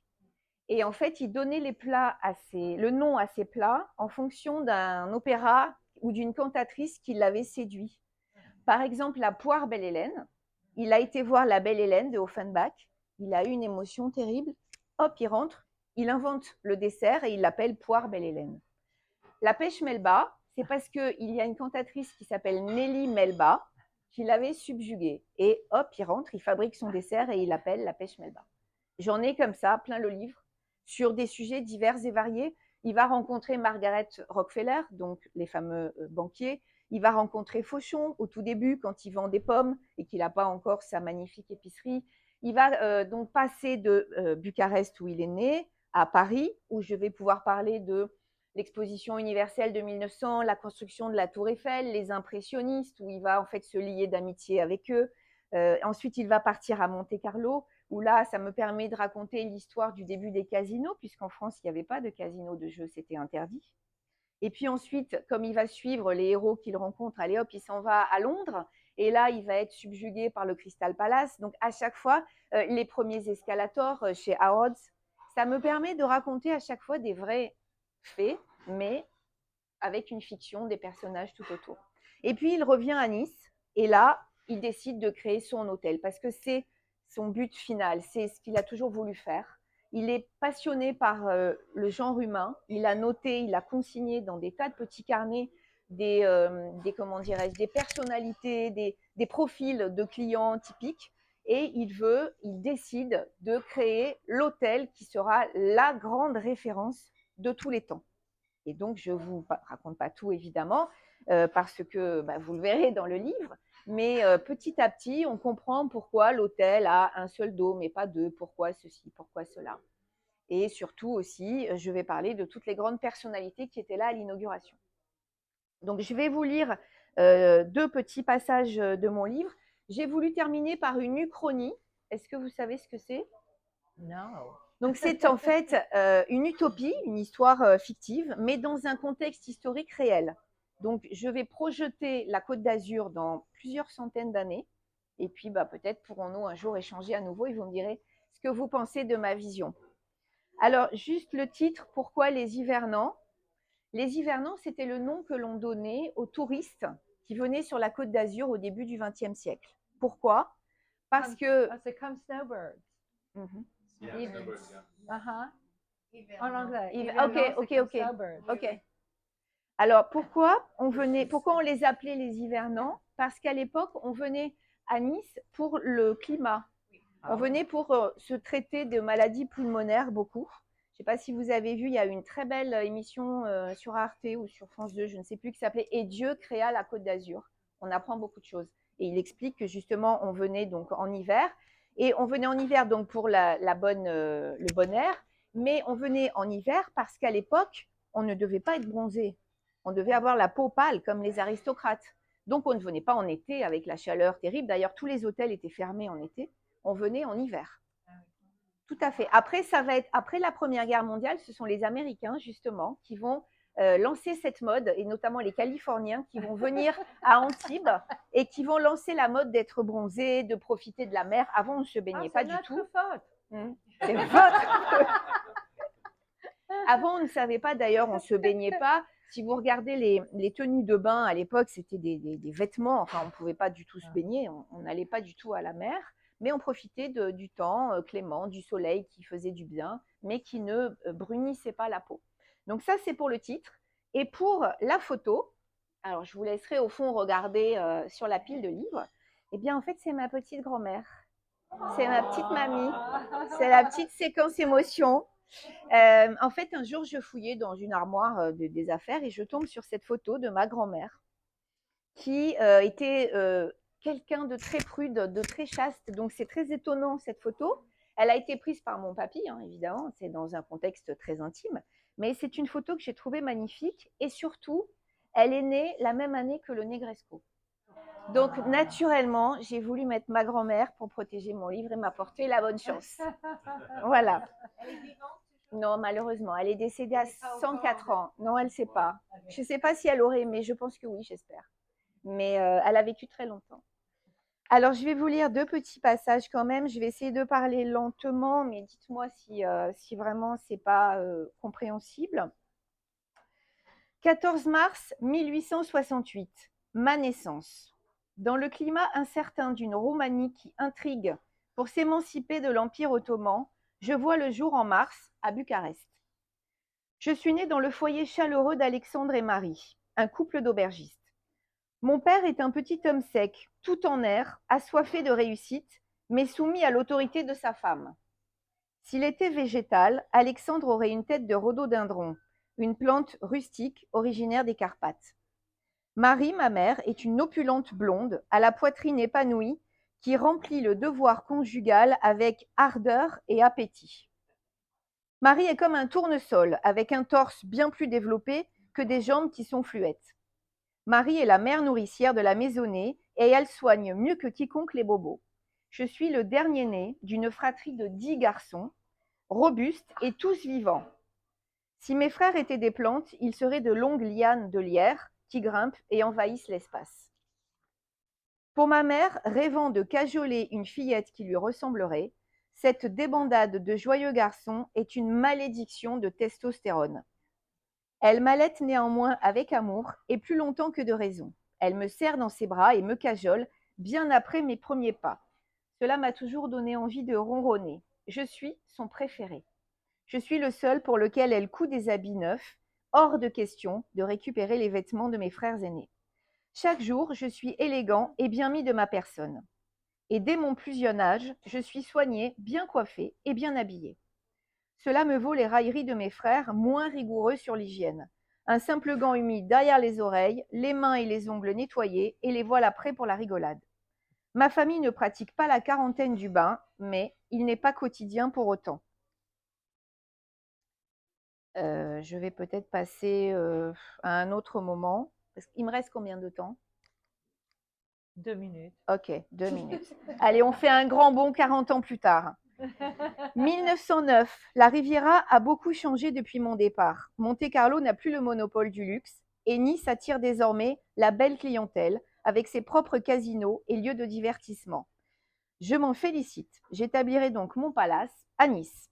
Cette première décision est rapide, claire et sans débat. Aucune tergiversation, ni questionnement insoluble me pollue la tête. Il semble que moi aussi, j'ai beaucoup changé. Ensuite, comme à mon habitude, je m'octroie quelques jours pour faire un état des lieux de la ville. C'est mon modus vivendi. J'aime déambuler dans les quartiers et humer l'ambiance de la cité avant de concrétiser le moindre projet. Je vais prendre mon temps pour optimiser mes chances de réussite. Et Nice s'est beaucoup modernisé. Le développement de l'électricité et de l'automobile encourage l'essor des ateliers de mécanique. Les quartiers se spécialisent.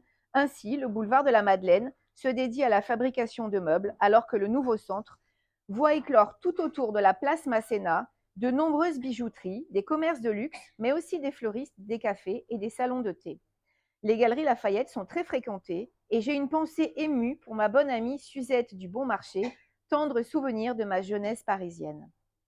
À l'origine, la place Masséna avait été dessinée pour accueillir une magnifique église baptisée Notre-Dame des Grâces. L'édifice religieux devait symboliser le remerciement pour les survivants de la terrible épidémie de choléra. Ce projet d'église a finalement été abandonné au profit d'un casino de jeux. Bordée d'immeubles à arcades, la place s'étant largement inspirée de Paris et de la rue de Rivoli. Est-ce à dire que la quête spirituelle rapporte moins que la roulette ? Je flâne sur le port et observe le savoir-faire des artisans qui fabriquent les barques et les bateaux pour l'activité de la pêche. Gênes et Marseille sont de rudes concurrents et Nice doit se maintenir à niveau. Heureusement, les restaurants sont de plus en plus nombreux et ils constituent un bon filon de clientèle pour les pêcheurs. On est encore bon? Je peux continuer ou on a fini? Allez. Je me rends scrupuleusement. Alors oui, je vais me mettre là. Je constate que les habitations résidentielles de luxe se partagent le quartier du Montboron et la colline de Cimiez avec la résidence de Paris. Et je me rends scrupuleusement devant chaque édifice pour constater avec étonnement que les façades ne sont pas de style méditerranéen. Pas encore, c'est le modèle suisse qui prévaut, un modèle de palace européen auquel les aristocrates sont habitués et qui les rassure. Cette architecture étale le luxe et la préciosité des matériaux. Le décor est soigné, comme anciennement pour les demeures des monarques. On prise le bel ouvrage pour des gens de grand standing. Les hivernants veulent voir et être vus dans du beau. Chaque acte a une fonction sociale, y compris le choix du palace de sa villégiature. On va peut-être arrêter là.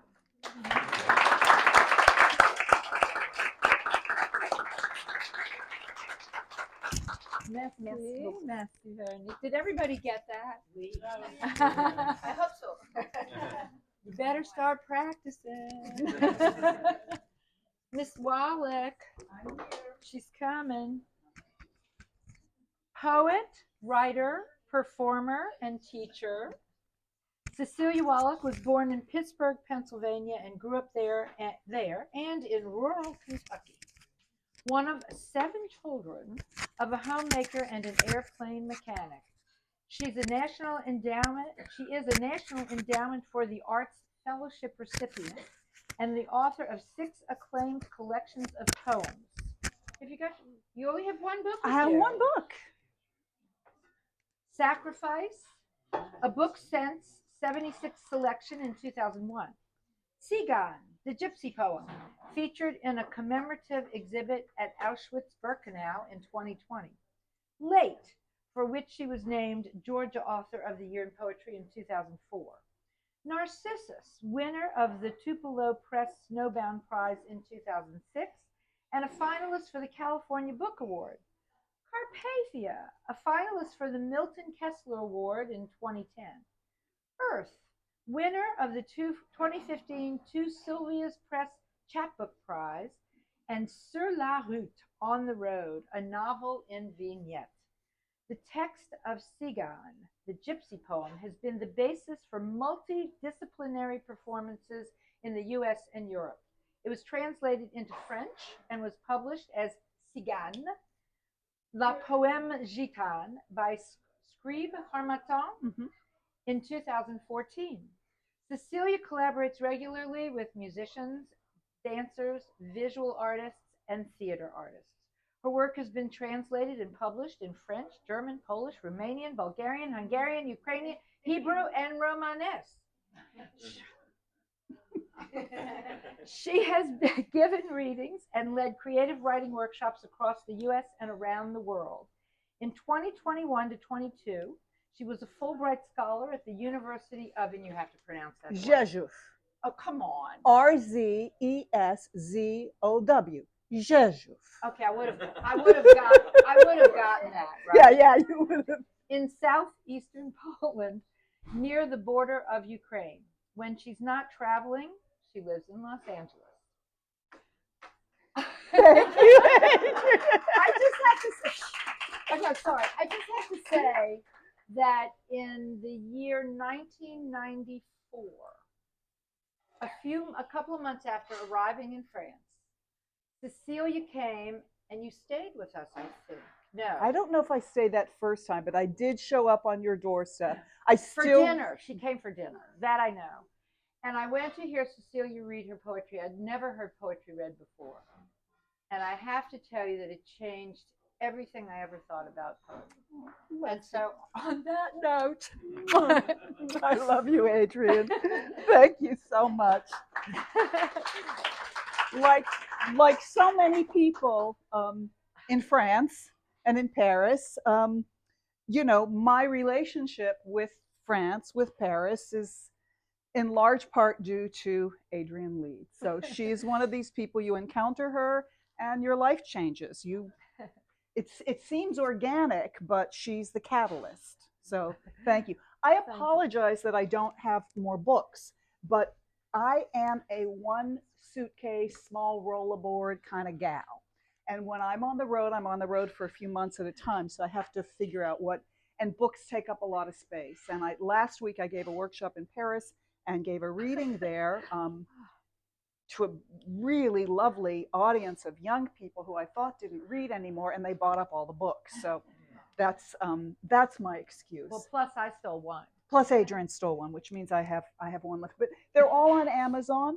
You can get them on Amazon, and Shakespeare and Company usually has some of them in stock. And if they don't, you can request them, you know, if you're in Paris.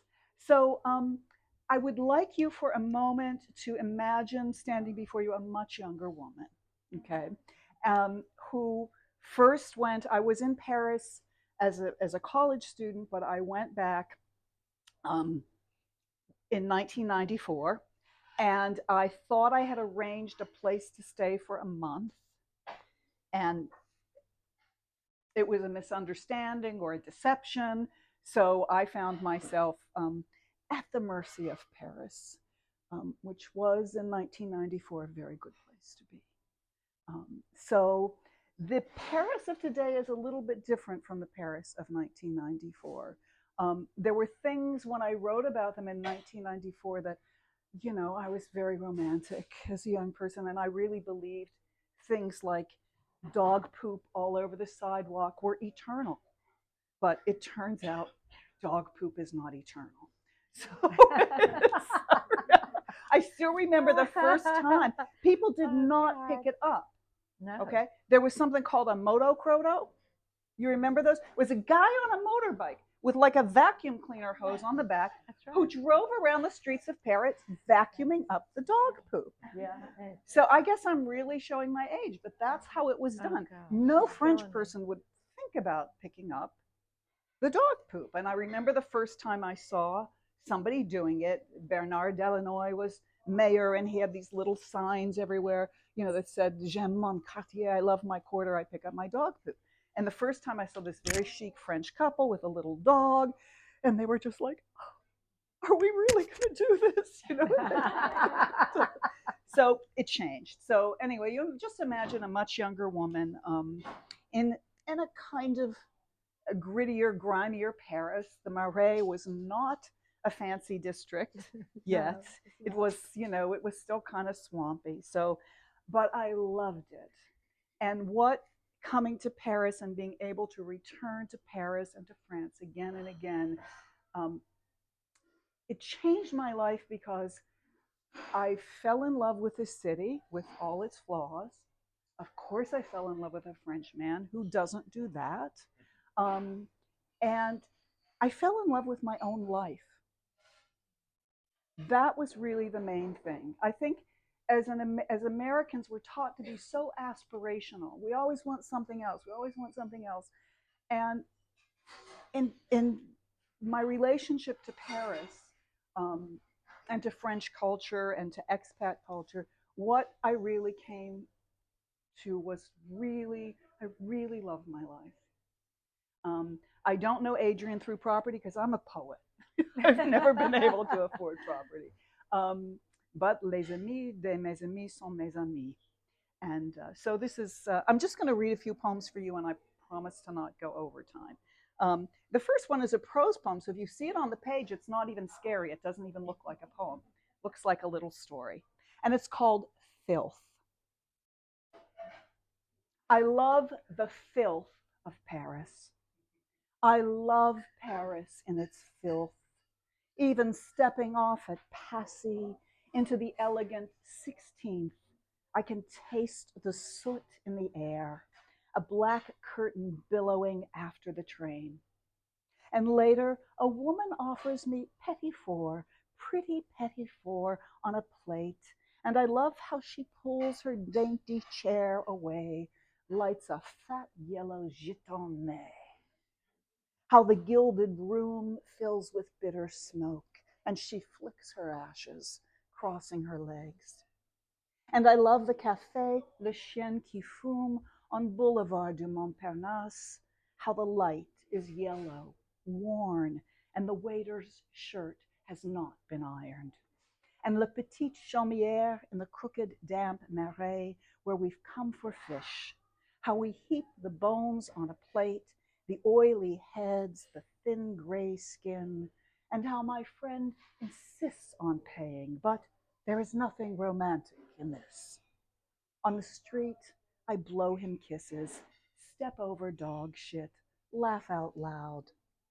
And in the station at Hotel de Ville, there's a couple across the tracks, the man sitting down in an orange plastic chair, the dirty blonde facing him, straddling his lap. She is kissing his forehead again and again. He closes his eyes and lets her kiss. Her sweater slips out of the waist of her jeans, exposing the small of her back to us, a seam of pasty, naked flesh, the elastic band of her underpants.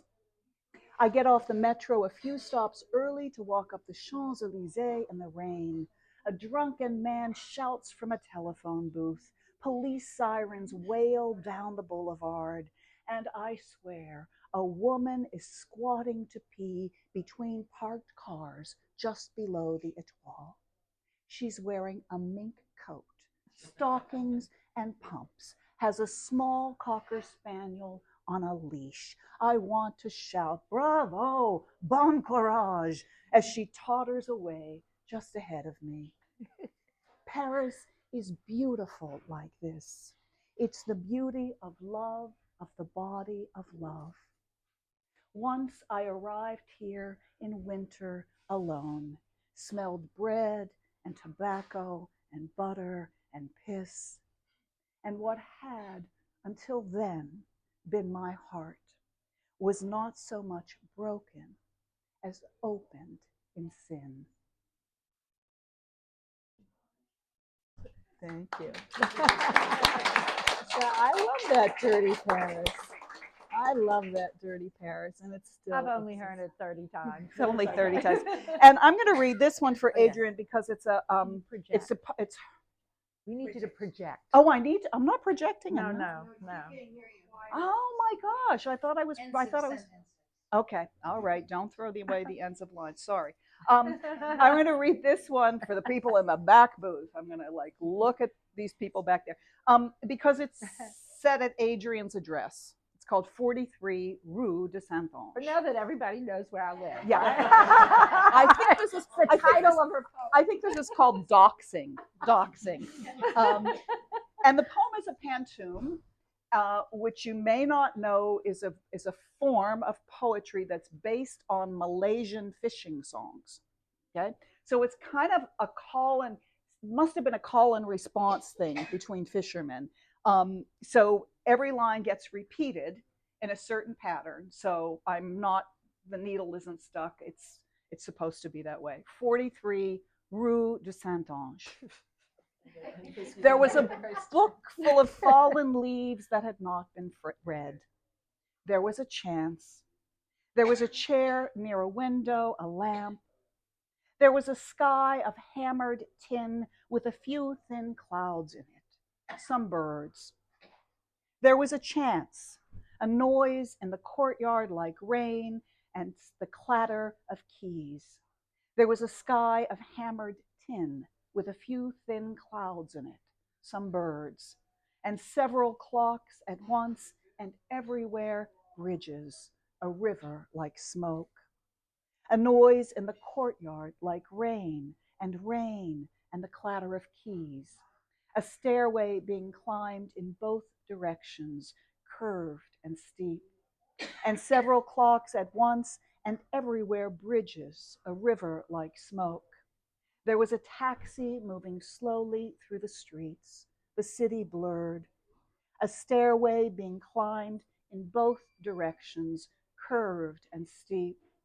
A door behind which jazz was playing softly, candles burned. There was a taxi moving slowly through the streets, the city blurred. A rosary of longing being fingered, bead by bead. A door behind which jazz was playing softly, candles burned, and little tongues of flame cast into mirrors and thrown back.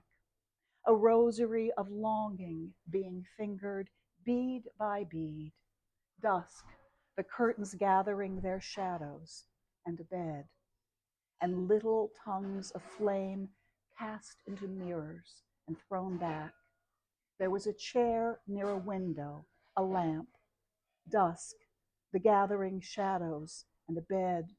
There was a book full of fallen leaves that had not, that still has not, been read.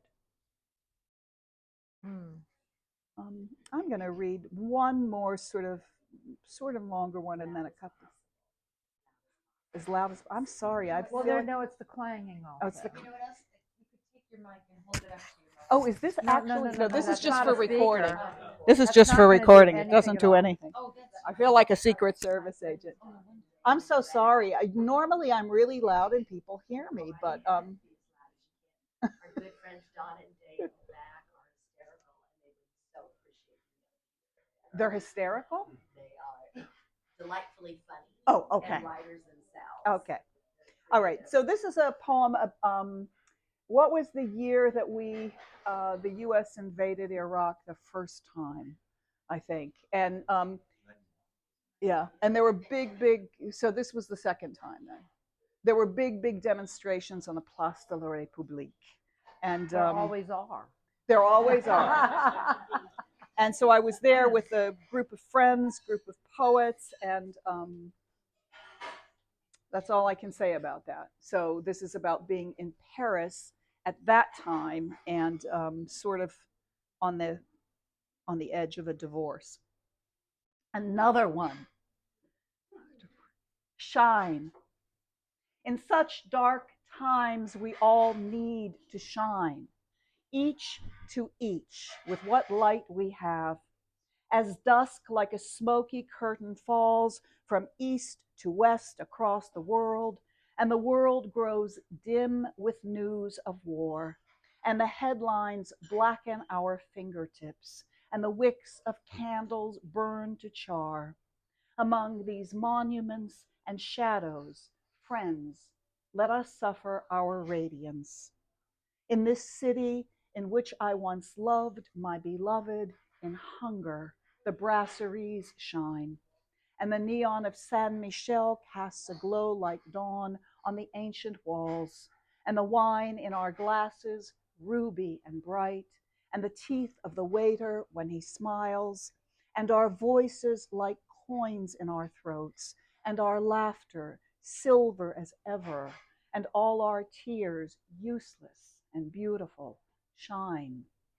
And the Seine gleams darkly past, dragging its net of drowning stars, and the half-moon, tarnished gold, slides through the ragged map of clouds, and somewhere the sky being torn into sheets of flame and shrieking shines. And the paving stones shine beneath the clatter of our heels in the courtyard's hush, and the window of one room, blue, glows in the loneliness of its night, and the flickering light of the TV screen buzzes and shines with its shining lies, and our reflections thrown back from the glass, our ghosts in the gilt-framed mirrors, shine.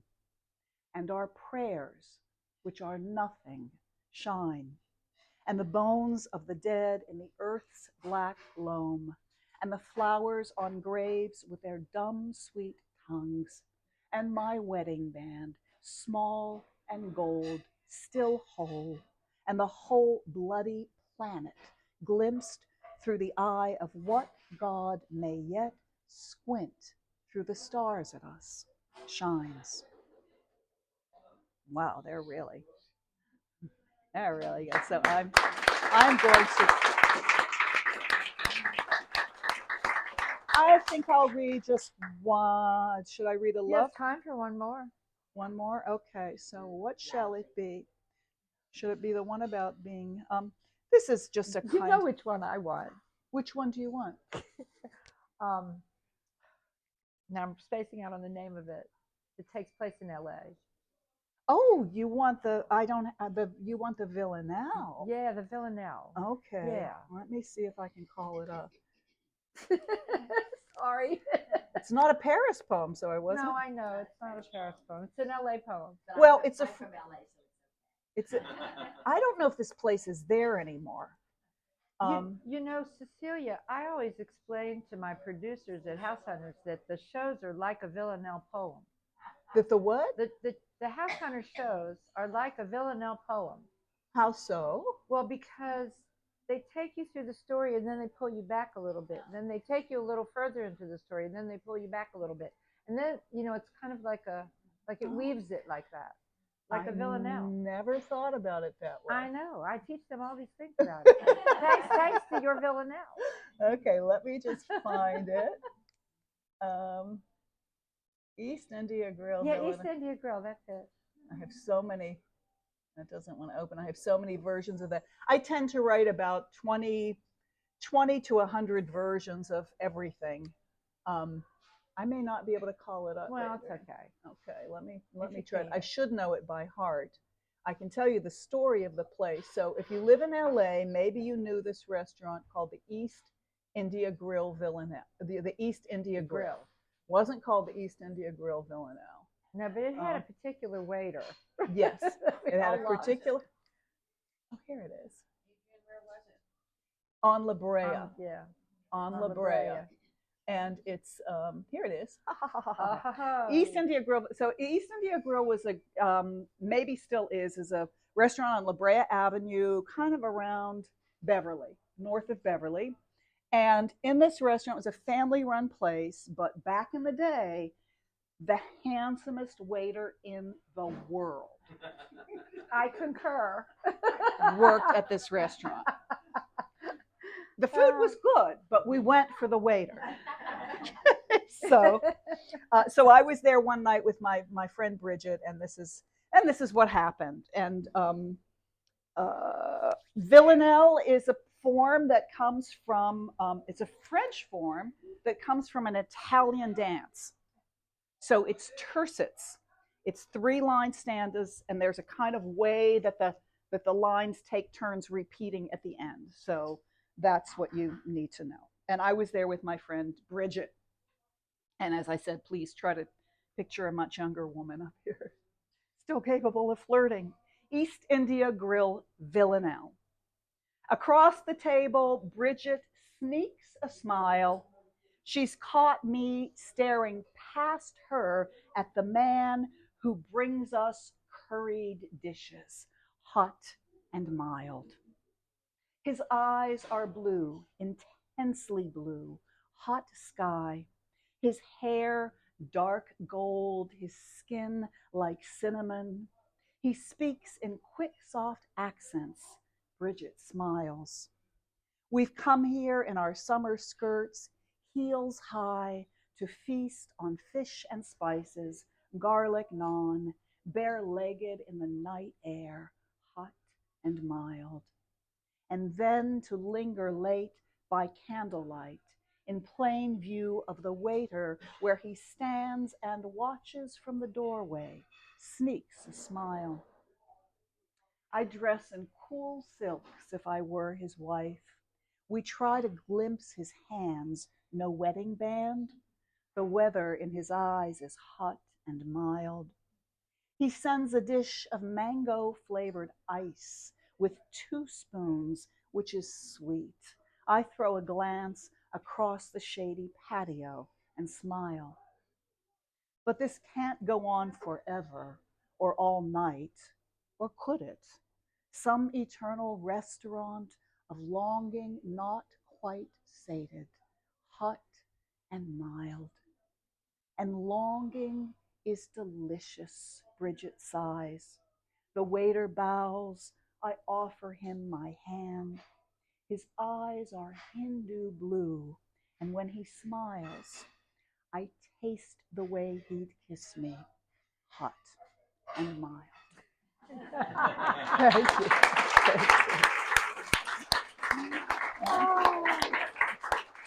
you. Thank you for that. You're welcome for that. I'm going to take that. Oh, would all of the authors come stand up front?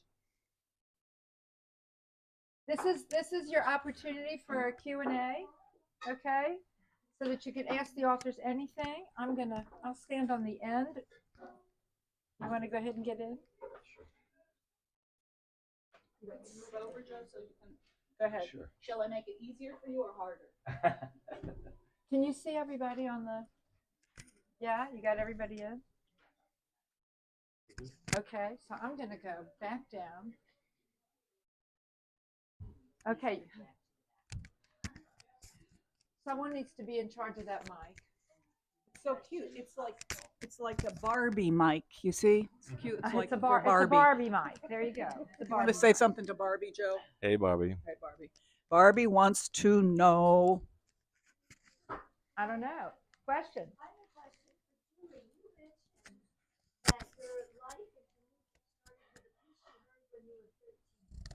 What was that piece? Oh, well, nice question. Repeat the question. Oh, yes. Please. She wants to know what piece it was when I found that music was my calling at music camp at age 13. It was a Schubert cello quintet, meaning 2 cellos, 2 violins, and viola. And if you don't know it, go home and find it on YouTube, and you will understand what I mean. Oh, it's No, okay. it's It's fine. You're good. I used to listen to friends rehearse it in the woods, and then when I came home and put it on, camp was over, and I put it on the record player, and I heard it, and my eyes filled with tears. That was the moment that I knew that's what I would do with my life. Can I ask what camp? What music camp? It was up in Maine. I don't think you would have heard of it, especially around here. Yeah. You never know. Yeah. Thank you for asking. Question? Yes, so I just arrived today from the States, so I ran a little late, so I was really looking forward to that. I'm a writer, journalist. My question's for everyone, just twofold. Do you live here in Nice or Côte d'Azur? And if you do, what inspired you? I do live here, of course, because I'm from here. Voilà. Par contre, je suis partie vivre ailleurs pendant 15 ans, mais je suis revenue à Nice pour. Oh, you. Okay. Okay. She's been to other places, but she's always come back here. Yeah, I got married once, then I left Nice for Brussels and Paris. And then when I got divorced, I came back. And I live now here with my second husband. You met a few minutes before. Yes. Okay. Yeah. Okay. So I came back because I'm originally from Nice, and because of the light, not the sun, I mean the light and the qualité de vie. Okay, that's my point of view. Well, I live here. Thank you for asking. Well, you should listen to the question I answered earlier. It's in the YouTube thing. But basically, I live in the port of Nice, which is a great place to live. And speak up. Yeah, all right. Sorry. I live in the port of Nice. I find the whole place totally inspiring, just walking around the streets. And it's just a great place to live. It's a great atmosphere. You're near everything. I can't think of a country you're not near. And the countries that are further away you don't want to go to anyway. So, that's basically how I view it. So, welcome to Nice, We and all you will agree. enjoy the experience. I guarantee it.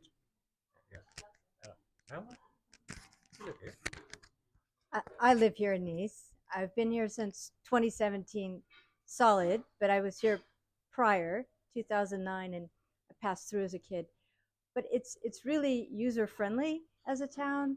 It's designed for walking. My son's now studying urban planning, and I think this city is like a testimony to that. The history here, the people are wonderful. It's just very embracing, and I welcome.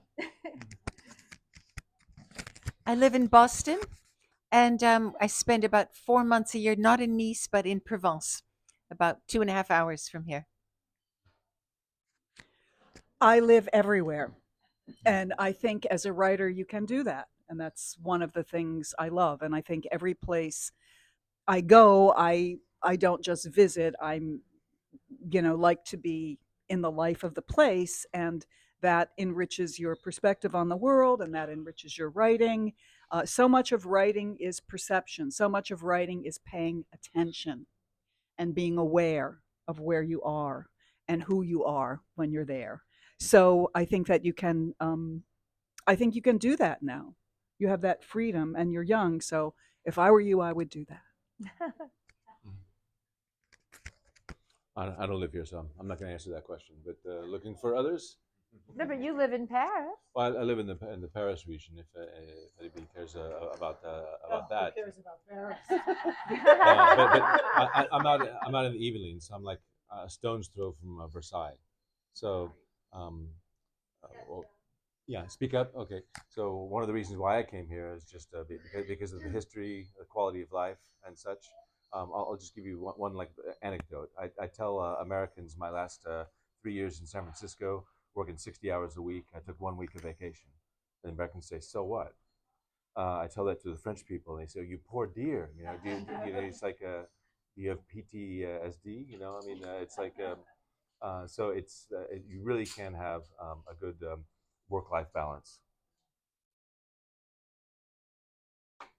Questions? Any other questions? So, Julie, you actually prompted the question, which is like, how did you end up with this, love of your life, in terms of like after the book was published? Were there lawsuits? Her question is, were there lawsuits after I published the book? There were no lawsuits, but this man is aware of the book, and I know that because I have a website for the music series that I run, and I advertise the book on it, and I know he kind of stalks me a bit on the internet. In these days, if you want to find out anything about anybody, you can find it. He's aware of the book, but I don't believe he will ever read it. I don't think he is strong enough to read it, and but I don't think he will sick his lawyers on me either, because that would just bring way too much light to it. So I think I think I got away with it without too much trouble. Yes, yes. Have you used his real name, or did you? No. Totally changed his name. Yes. Yes, exactly. Yes.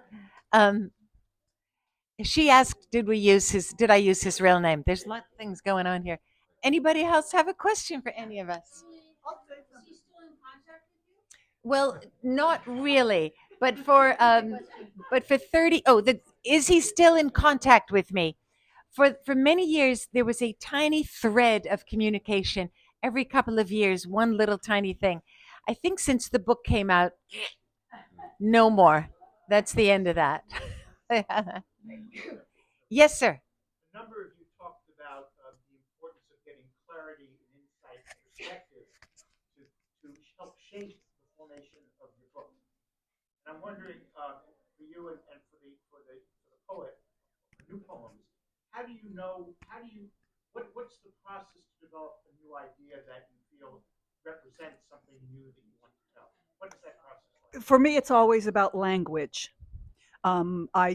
I love language. No, And repeat the question. oh, if you his don't mind. question was, how does that process begin of shaping something, and how do you know when you've got something? And the fact is that you don't. You just don't. Rollo May said, creative people are people who can live with doubt. If you have to be sure, don't write. You have to be willing to jump into the unknown. You have to be willing to waste a lot of time, pages that you throw away. Some things, like with Julie's book, I just was sitting here before we began today working on a poem that I started about, I think, 30 years ago, because sometimes you need that perspective. So the thing is, you don't know. I mean, if you're aiming to write literature, you really don't know. And for me, it's about the language. And the thing that for me shapes my sensibilities as a writer is that I read incessantly. People who say they want to write who don't read, I do not trust. It's like saying you want to play music, but you don't listen to music, you know? So, and everything you read um, enables you as a writer because you see the variety of things. And I'm right now reading, I can't believe I'm reading it for the first time, James Baldwin's Giovanni's Room. It is so mind-blowingly beautiful. It makes me want to be a gay man. That's how good the writing is. So it's for me, it's not the ideas, it's the writing itself. Et relire aussi ce qu'on a fait régulièrement. Par exemple, moi, j'ai écrit mon livre au début à la 3e personne. Je racontais l'histoire d'un héros. Et puis, j'ai relu une fois, j'ai relu 2 fois et j'ai dit non, je vais tout réécrire à la 1re personne. Je vais parler à la place du héros parce que ça va mettre mon lecteur plus proche de moi.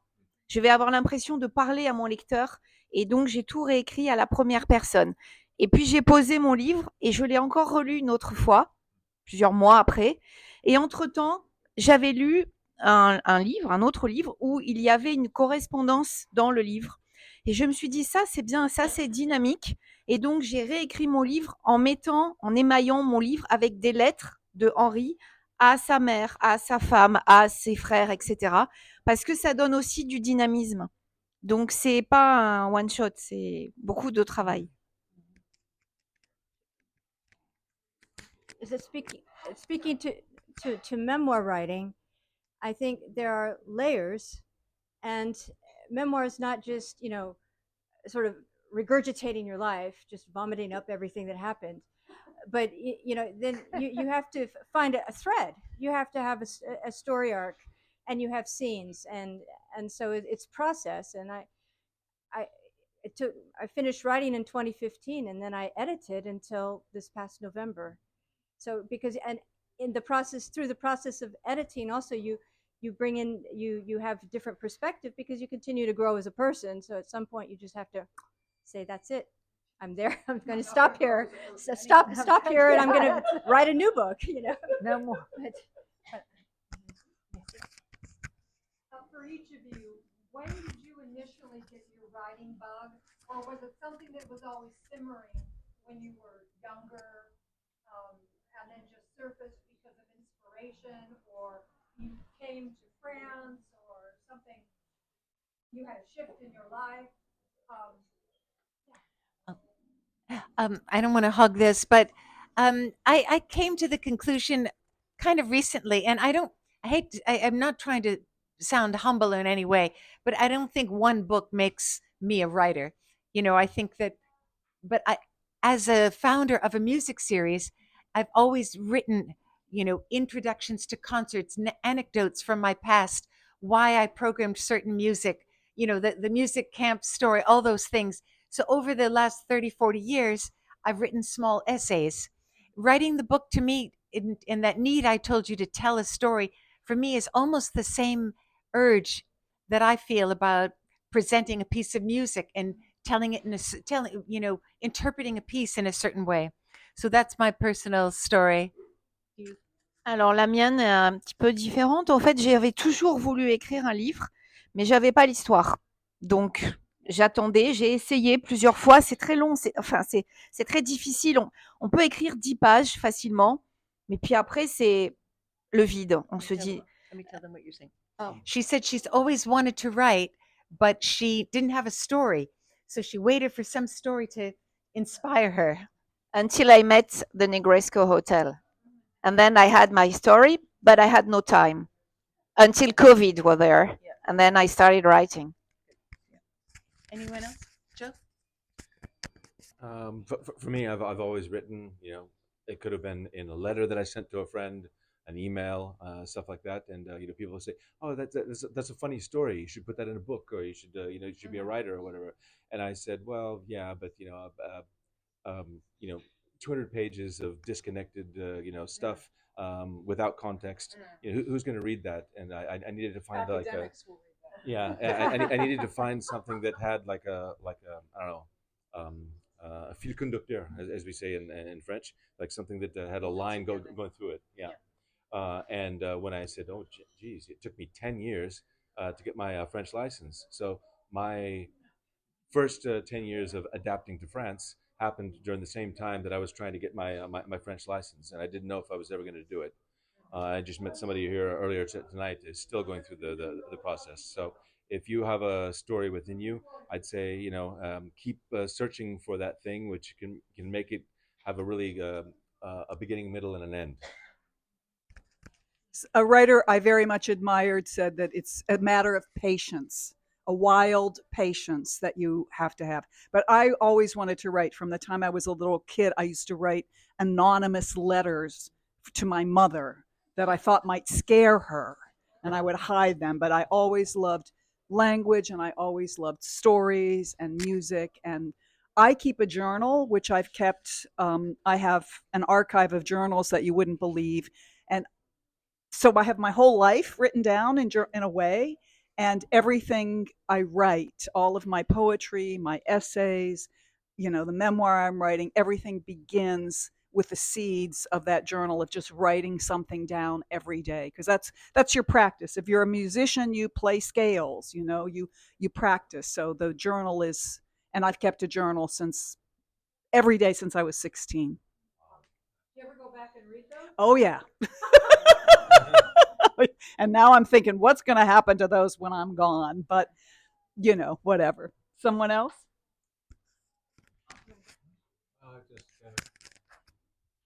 Really, I've always written. I gotta speak loudly. Jesus. I've always written stuff throughout my whole career. I did cartooning and stand up, all sorts of stuff. But it's it's having the luxury of the time to actually write a book, because it's long-winded, and the worst bit is the editing process, which I detest. I just detest the editing process. So if you write a book, try to get it right first time, because when you read it through, you change a paragraph, then you realize, oh my God, I've got to change that one now. So that's how it works. So if you get your story right the first place, the thing is, if you go on an adventure like I do when I write a book, I don't know where I'm going to end up. And then I realize that character didn't have red hair at the beginning. It's going to have red hair right the way through now. So you go through the editing process. It's enjoyable. You know, it's fun. It's absorbing. Okay, so I've always been an irrepressible writer, and I think wasn't Homer said at the beginning of, or Horace at the beginning of his satires, I can't not write satire, and I've always felt like I can't not write. But when I think Stephen King gave really great advice in his book on writing, which was you write with the door closed, but you edit with the door open. So if you're wanting to write, don't be worrying about publishing. Don't be worrying about what anybody else is going to think about you or your story or your grammar or anything. Write it, write it, write it, write it, and then you can go back later and tidy up or tuck this and that. But just I think it's because I find that sometimes just the act of writing stuff comes out. I didn't even know that was in my head, you know. So I encourage everybody to write and enjoy the process. I was just going to add a tiny thing about how Mike said he hates the editing. I really enjoyed that process. I loved the polishing. And one writer's advice is boil, boil, boil. The process of getting rid of unnecessary words, I find it so fascinating. And then when a sentence actually sounds beautiful, it's so satisfying. So when the book was done and off to the publisher, I missed that process a lot. So my 2 bits. Isn't anybody curious about how my husband was able to put up with my book for 30 years? That's usually the first thing that people ask me. How did your husband let you write this book for so many years? I have to admit that this book was part of our marriage. It was always there. When I first met him, I said, well, I've been working on a book. That was just 8 years. And I mean, I met him when I was 30. I'd already been thinking about this book since age 22. He had to put up with it for the next 3 decades. He's extraordinary. Notice he's not here. He did adorably drive me to Nice. I mean, I can drive, but he came with me from Provence. I don't like it when he's at these book talks of mine because I don't want to say in front of my husband, only husband, that you really only have this experience once. What I have with him is a million times better. But when you're 20 years old, it's a different experience if it's your first time. So I just never want to say that in front of him. So I think many of you would understand that. We won't let him see the video. Yeah. Yeah, I was going to say. Yeah. I know now that everybody. Anyone else? Any other Can questions? I say something Yeah. about that? I'll say something about that. That if you're a writer, you know, John Gardner said everything you write is fiction, even when you're writing autobiography. And that's true because you're shaping the story. You remember, I have 6 brothers and sisters. We share stories, but we sat at different places at the dinner table, so we all have a different version. But John Gardner said everything that you write is fiction, even when you're writing autobiography. And everything that you write is autobiography, even when you think you're writing fiction. And people will see themselves in your work when you had no intention of putting them there. And people will miss themselves when you very intentionally put them into your work. So you kind of can't worry about that too much, because then you start the internal censor. And if you start editing before you get anything down, you'll never get anything down. But people, I mean, everyone who's been in, I tell people, you're in my life, you're going to be in my work. Sorry, I can change your name if you want. And some people don't want to. So, Like anyway. my address. Yeah, but that's your whole building. The same poem Yeah. It's such a great. That's what I was. Thank you. That's what I was going to say. It's just there's lots of different stairwells. But is that it? Are we done? Yeah.